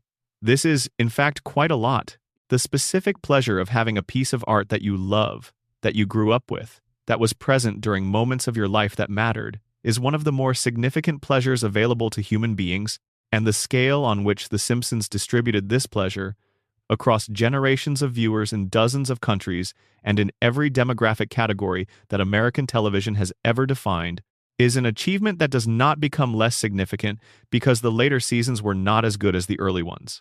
The show at its best was the best American television comedy has ever been. The show at its worst was television that did not justify the legacy it was trading on. Both of these things are true. Holding both of them in mind simultaneously, without allowing either to cancel the other, is the only honest way to have the conversation about what The Simpsons is and what it means and why, after everything, it still matters. Springfield will keep running. The family will stay on the couch. Bart will stay 10. Lisa will stay 8. Homer will find his way home by the end of every episode because that is what the dream requires. And somewhere, in the back of the minds of everyone who has ever loved this show, the theme is still playing. That slightly unstable melody that sounds cheerful on the surface and is something else underneath. Something that understood from the very beginning what it was going to mean to us and decided to give it to us anyway. That was the gift. And it was a good one. The Simpsons and satire. How the show understood its own power. Satire is a form of comedy that makes a specific kind of claim. That the thing it is making fun of deserves to be made fun of. That the comic exaggeration it applies to its subject reveals something true about the subject rather than simply distorting it. This claim is a moral claim as much as a comedic one. Satire that does not reveal something true about its target is not satire. It is mockery, which is a different and lesser thing. A kind of comedy that operates without the commitment to truth that gives satire its specific bite and its specific value. The Simpsons understood this distinction from its earliest seasons, and the understanding shaped the specific quality of its comedy in ways that are easy to overlook when the show is experienced as entertainment rather than as the thing it also was, which is a sustained and rigorous examination of American life at the end of the 20th century and the beginning of the 21st. The show's satire of corporate power concentrated most fully in the character of Mr. Burns, and in the show's treatment of the nuclear plant is its most sustained and most consistent piece of social observation. Burns is funny because he is extreme, because the specific qualities of his villainy are drawn at a scale that makes them visible in ways that the same qualities would not be visible at a realistic scale. But the extremity is in the service of truth rather than at its expense. Burns's relationship to his own wealth, his casual cruelty toward the people whose labor sustains it, his complete inability to understand the gap between his perspective and the perspective of the people he exploits, these are not invented qualities. They are real qualities observed in real people and rendered visible through the specific lens of comic exaggeration. This is what satire at its best does. It finds the qualities that are present in reality in diluted or disguised form, renders them at a concentration that makes them impossible to ignore, and then says, "Here, look at this. This is what it actually is when you strip away the mitigation and the justification and the social convention that normally prevents you from seeing it clearly." The show applied this method not just to corporate power, but to every institution it examined. Government, religion, education, law enforcement, medicine, entertainment, family. None of these institutions escaped the show's attention, and none of them were rendered as simply corrupt or simply benign.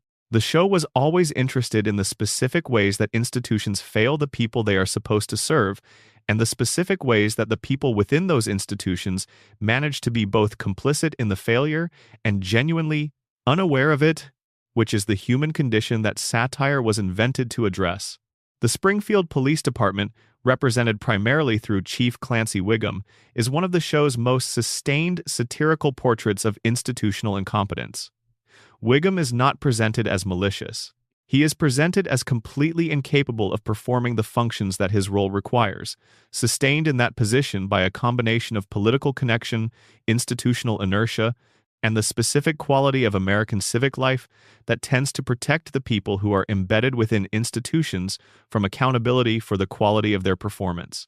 Wiggum fails at his job in every episode he appears in, and the town continues to elect him because the town has no better option or has not examined the situation carefully enough to identify one, which are the same thing in practice. This is a recognizable portrait of a specific kind of local institutional failure. And it is funny in the way that all accurate portraits of recognizable situations are funny. You laugh because you recognize it, and the recognition is unpleasant in a way that the laughter allows you to manage. The laughter is a coping mechanism, but coping mechanisms can be honest. And the show's laughter at Wiggum is an honest response to something that is genuinely worth laughing at, which is the persistence of incompetence in positions of civic authority that is one of the most consistent features of American local government across the entire history of the Republic. The Simpsons and language. How the show changed the way America talks. One of the most concrete and least discussed ways in which The Simpsons changed American culture is through its contribution to the American vernacular, the common stock of phrases, references, and expressions that Americans use in everyday conversation.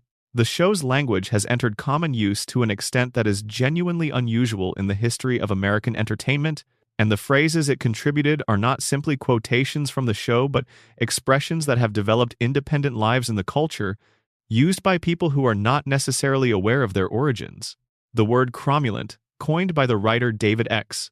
Cohen for the Season 7 episode Lisa the Iconoclast, means acceptable or fine, and was invented specifically for a joke about the invented word embiggen and its subsequent validation by a fictional dictionary.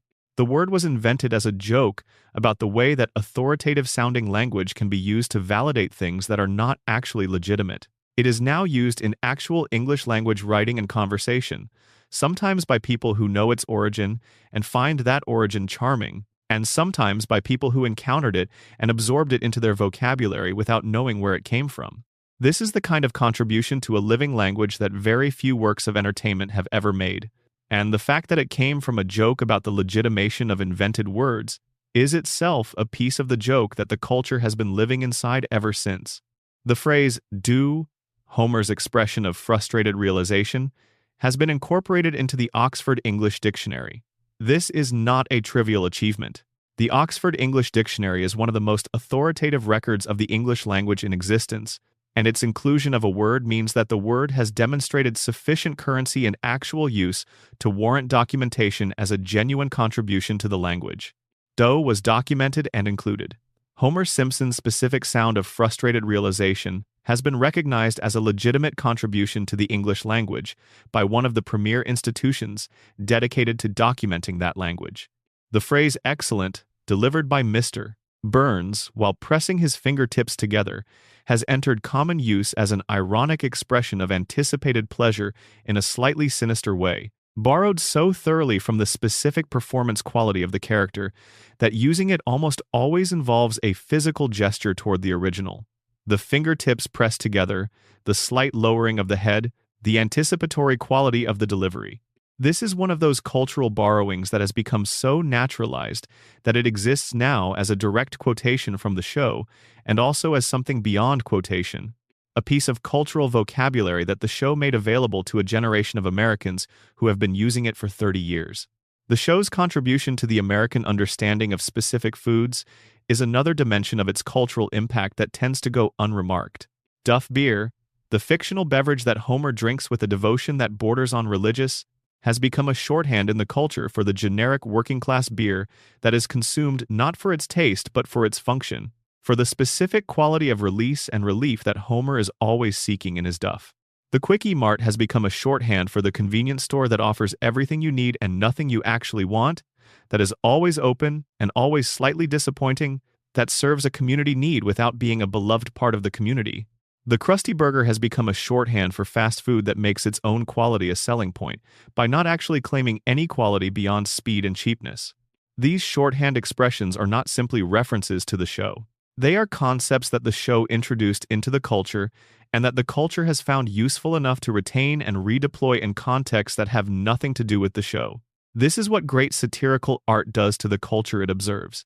It gives the culture new tools for talking about itself, new language for the things the culture already contains but has not found words for, and the culture gratefully accepts these tools and begins using them without always knowing who made them or why.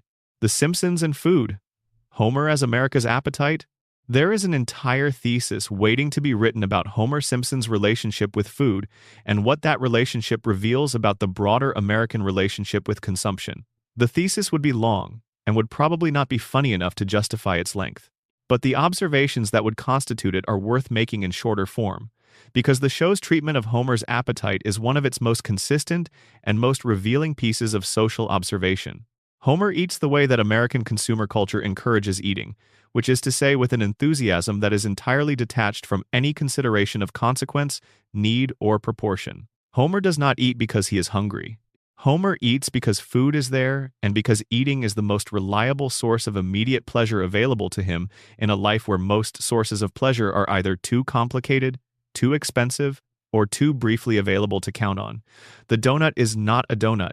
It is the promise of uncomplicated satisfaction in a world that rarely delivers uncomplicated satisfaction, and Homer pursues this promise with the specific desperation of a man who has learned that the promise is not quite kept, but who cannot stop reaching for it. This is a portrait of American consumer desire that the show has maintained with remarkable consistency across its entire run, and it is one of the things about Homer that has remained true even as the show's quality has varied. Homer's relationship with food is the show's clearest and most direct observation about the American relationship with consumption, rendered through the specific lens of a man who is simultaneously sympathetic and slightly alarming in the scale of what he wants and the simplicity of what he wants it to be. The specific foods that Homer has been associated with across the show's history constitute their own cultural catalog. The donut is primary, the food most closely associated with Homer in the public imagination, the food that has appeared in more Homer storylines than any other, and that has become shorthand in the broader culture for a specific kind of simple, uncomplicated pleasure. The pork chop is secondary, appearing with enough regularity to suggest a specific quality of domestic familiarity, the food that appears at the dinner table rather than in a moment of private indulgence.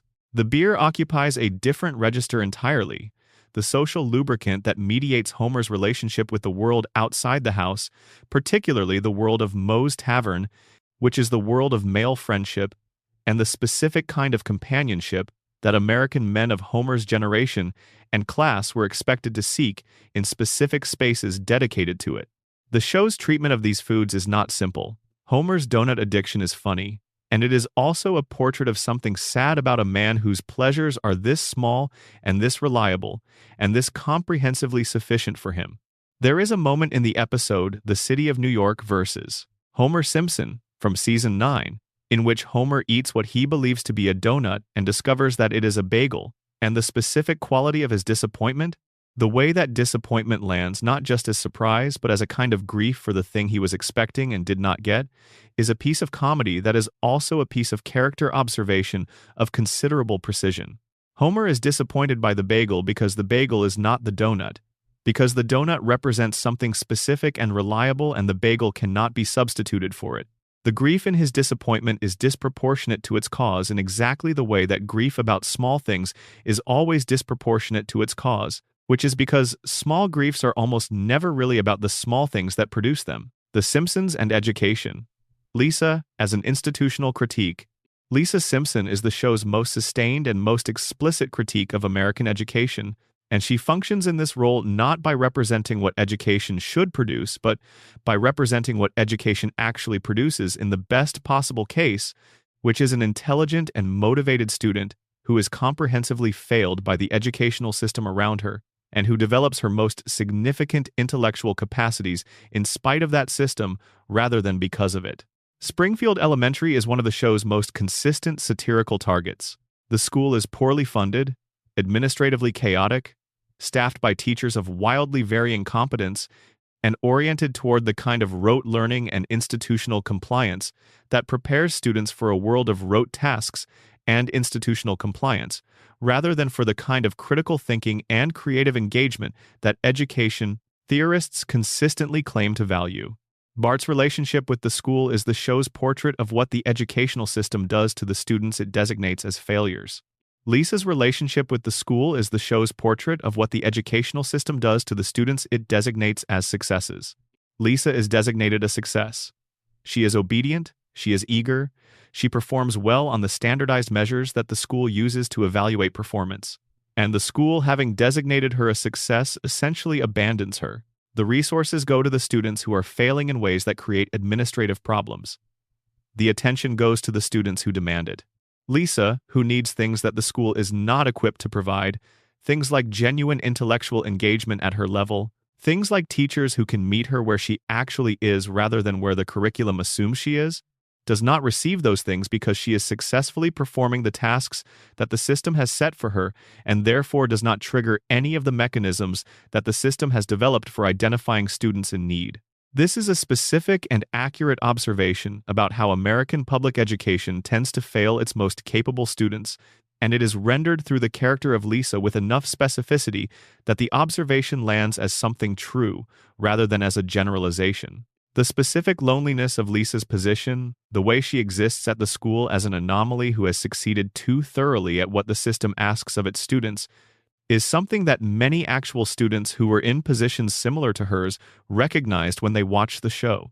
The show's treatment of Bart's relationship with the educational system is a different and equally precise observation. Bart is the student who the system designates as a failure, who performs poorly on the standardized measures that the system uses to evaluate performance, and who is therefore the recipient of all the resources and attention that the system withholds from Lisa. The resources and attention that Bart receives are not the resources and attention he actually needs, because what Bart needs is not remediation within the existing system, but engagement with a different system, a system that would recognize his specific intelligence, his creativity, his leadership capacity, his extraordinary sensitivity to social dynamics, as qualities worth developing rather than as obstacles to the academic performance that the system is designed to produce.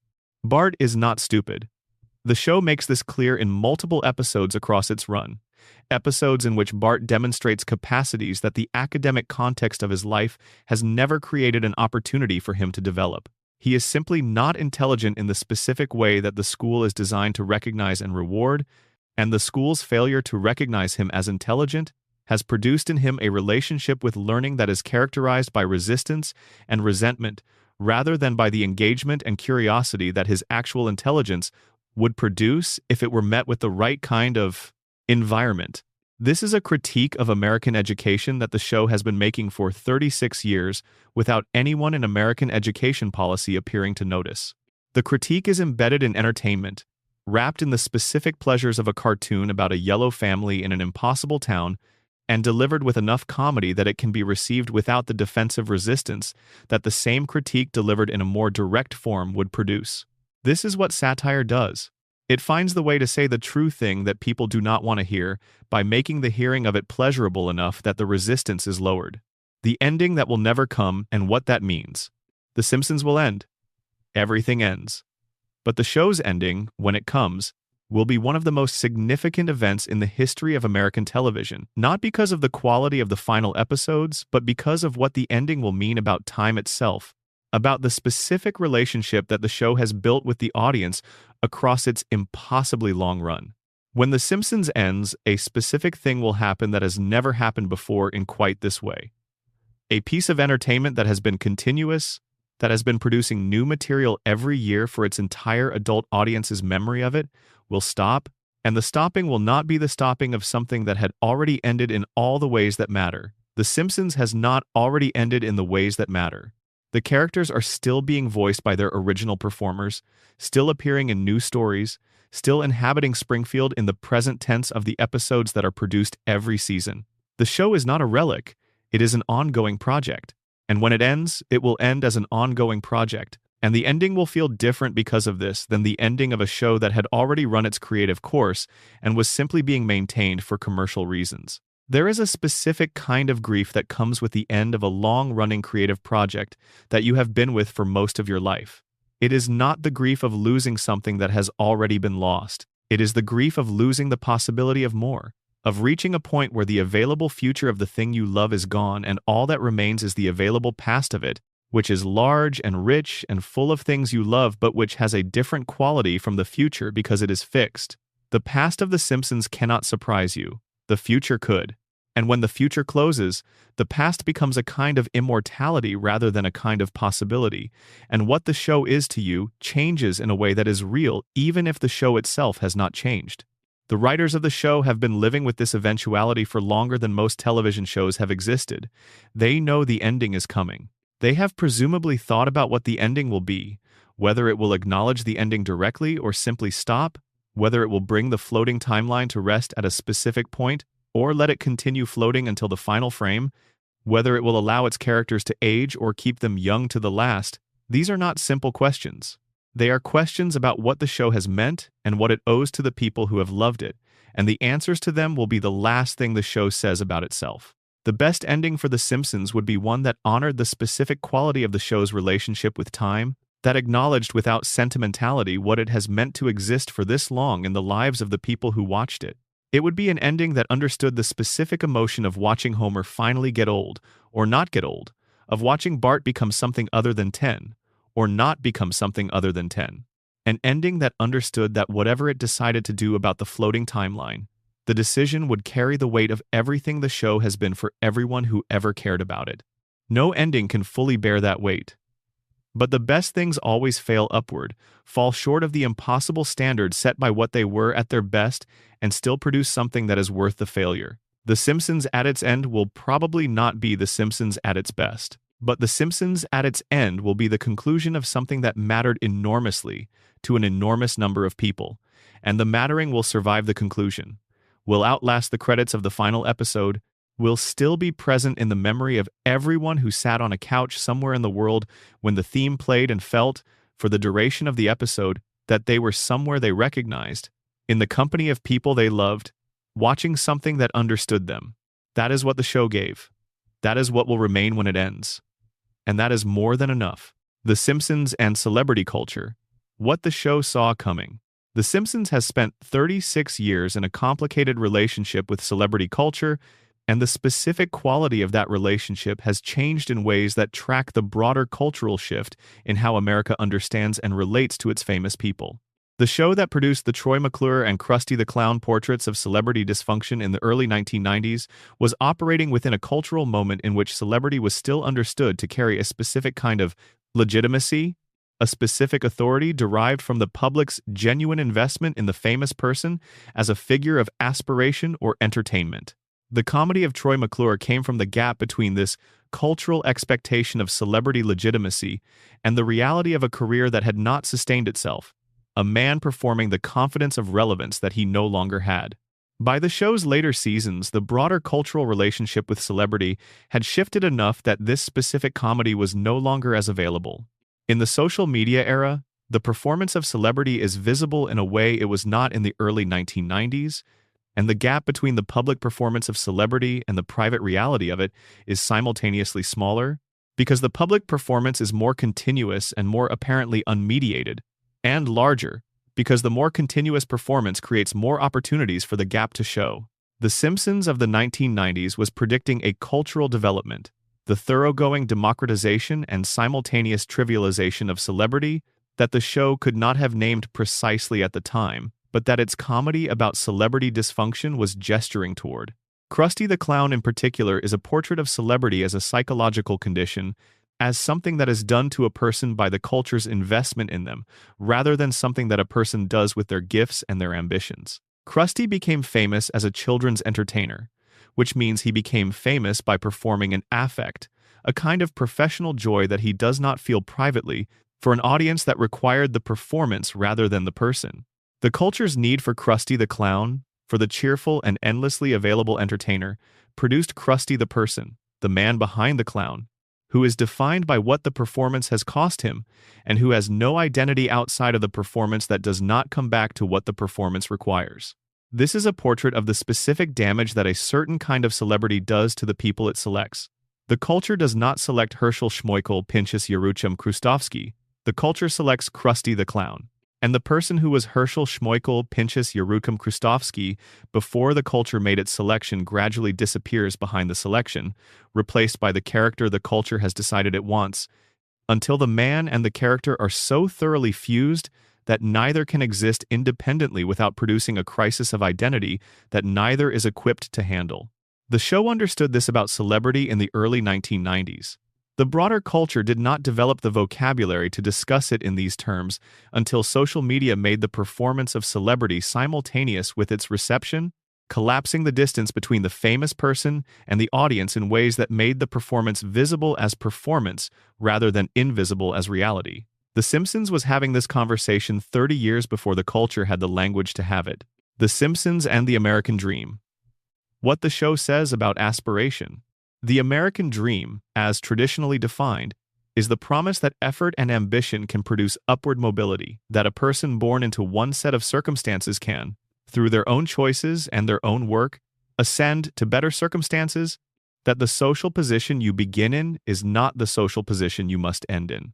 This is the foundational myth of American meritocracy, and it is a myth in the technical sense, which means it is a story that a culture tells itself about itself that is not entirely false and not entirely true, and that serves specific functions in the culture regardless of its relationship to fact. Homer Simpson is the American dream's most honest portrait. He is a man who had ambitions, who aspired to something more than what he has, who at various points in the show's history is shown to have had genuine capacities that were never developed and genuine desires that were never satisfied. He is also a man who, across 36 seasons of episodes, has not ascended. He has not moved from Sector 7G to somewhere better. He has not built anything that will outlast him or change the conditions of his children's lives in the way that the American dream's promise suggests should be possible. He has remained where he is, doing what he has always done, earning what he has always earned, living in the same house on the same street in the same town, and finding within those constraints whatever happiness is available to him. The show does not present Homer's situation as a tragedy, it presents it as a life. And this is the most honest and most compassionate thing the show does, the most important thing it says about the American dream. That the dream's failure to materialize for most of the people who believe in it is not a personal failure on their part, not a failure of effort or ambition or character, but simply the normal condition of most lives in a society where the conditions that the dream promises are not distributed as equally as the dream suggests they should be. Homer works hard. Homer shows up. Homer does not, for the most part, quit. And Homer remains exactly where he was when the show began, which is where the show leaves him, and where he is, improbably and truly, happy. Not because he has achieved the dream, but because he has found, within the life the dream did not deliver, something worth valuing. A house that is too small, and a yard that needs mowing, and a wife who loves him in a way that baffles him, and children who frustrate him and complete him, and a couch and a television and a refrigerator full of Duff beer, and the specific, low-temperature contentment of a man who has made peace with the gap between what he wanted and what he has. This is not the message that the American dream wants its citizens to receive. The dream wants aspiration, perpetual aspiration, the constant pursuit of the better circumstances that will always be just out of reach. The dream needs Homer to be unhappy with what he has, to be always reaching for the next thing, the next job, the next house, the next version of himself that will finally be the version that the dream promised. Homer is not unhappy. He is a man who has, through a combination of limited capacity and genuine wisdom, arrived at a relationship with his own life that the dream cannot accommodate. And the show has been quietly saying that this is not only acceptable, but something like admirable for 36 years. That is the show's final and most important statement about America. Not that the dream is a lie, though it is partly a lie. Not that the institutions that sustain the lie are corrupt, though they are partly corrupt. But that the life lived without the dream's fulfillment is still a life worth living. That Homer Simpson on his couch with his beer and his family is not a failure of the dream, but an example of something the dream has no category for, which is a person who found out what he actually wanted and found it in the place where he already was. The beer is cold. The couch is familiar. The family is home. The theme plays. The loop continues. That is Springfield. That is America. That is the show. The Simpsons and childhood. What the show gives young viewers. There is a specific experience of encountering The Simpsons for the first time as a child, and it is different from any experience of the show that comes later. Different in quality and different in what it gives the person who is having it. Children who encounter the show in the right window, roughly between the ages of 7 and 12, encounter something that is offering them a form of cultural access that most children's entertainment does not offer. Most children's entertainment is designed to meet children where they are, to operate within the emotional and cognitive range that children at a given developmental stage are understood to occupy, to be comprehensible at the level the child is currently at without requiring the child to stretch. This is a reasonable design principle for entertainment that is specifically intended for children. It is also a design principle that produces entertainment that does not grow with the child, that does not remain interesting as the child develops, that is outgrown rather than grown into. The Simpsons is not designed for children, but children encounter it and find in it something that children's entertainment does not offer. They find a world that is funnier than they fully understand, that is saying more than they are currently equipped to receive, that contains layers they can sense without being able to name. This experience of encountering something that is beyond you in ways that you cannot yet articulate is one of the most important experiences that art can give a young person, because it installs in them the expectation that art can be more than what they can immediately take from it, that there are things worth coming back to, things worth returning to when you are older and can receive more of what they are offering. The children who watched The Simpsons in the 1990s came back to it as teenagers and found it funnier, came back to it as young adults and found it smarter, came back to it as adults and found it sadder, because the show had remained the same and they had changed, and the show was able to receive them at every stage of their development and offer them something appropriate to where they were. This is what great art does. It does not grow because it is finished, because it is what it is. The viewer grows, and the art accommodates the growth by offering more of itself as the viewer becomes capable of receiving more. The specific vocabulary that The Simpsons gave to children who grew up watching it in the 1990s has been widely documented in cultural terms. The references, the phrases, the shared language that serves as a generational marker. Less documented is the specific way the show shaped the aesthetic expectations of the people who encountered it at a formative age. The way it taught them to expect comedy to be layered, to reward attention, to operate on multiple levels simultaneously, to be smart without being cold, to be honest without being cruel, to find the specific places where something is both funny and true and to make those places visible without destroying either quality in the process.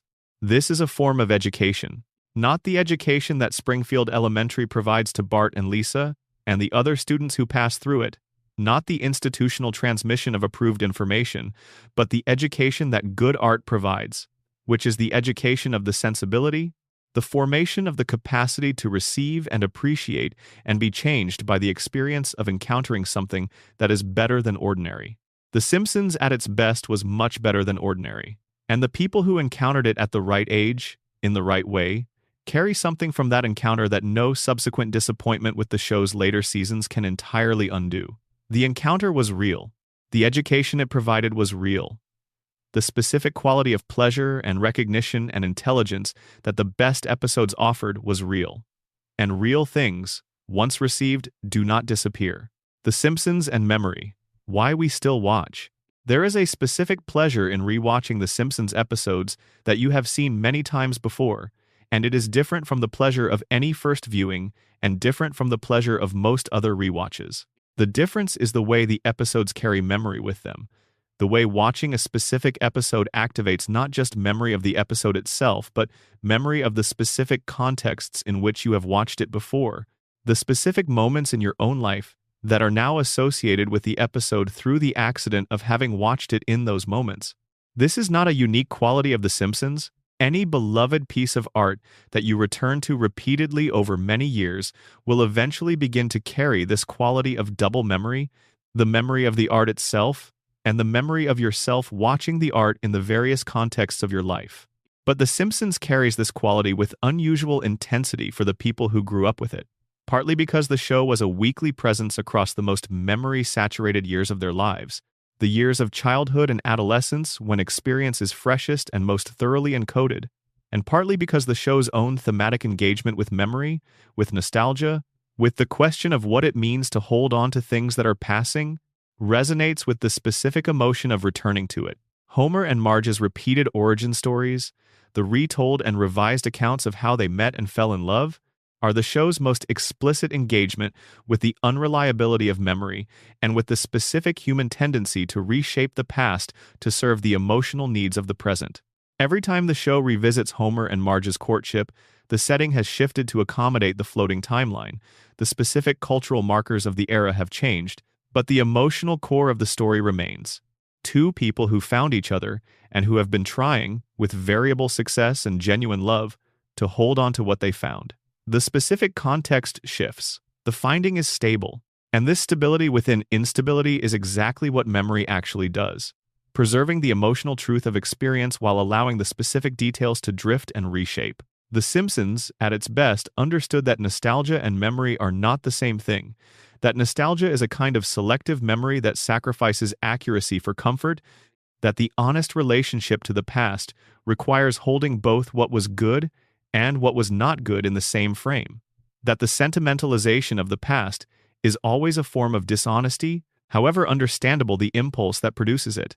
The show has always been clear-eyed about Homer's nostalgia for a past that was never quite as good as he remembers it, about Abe Simpson's nostalgia for an America that existed in fragments rather than in the comprehensive form he describes, about the general human tendency to love a version of the past that is more comfortable than the past that actually occurred. And yet the show is also, unmistakably, itself an object of nostalgia, a thing that people remember and return to with a warmth that is partly about the thing itself and partly about the selves they were when they first encountered it. The people who remember The Simpsons of the early 1990s are not remembering it with perfect accuracy.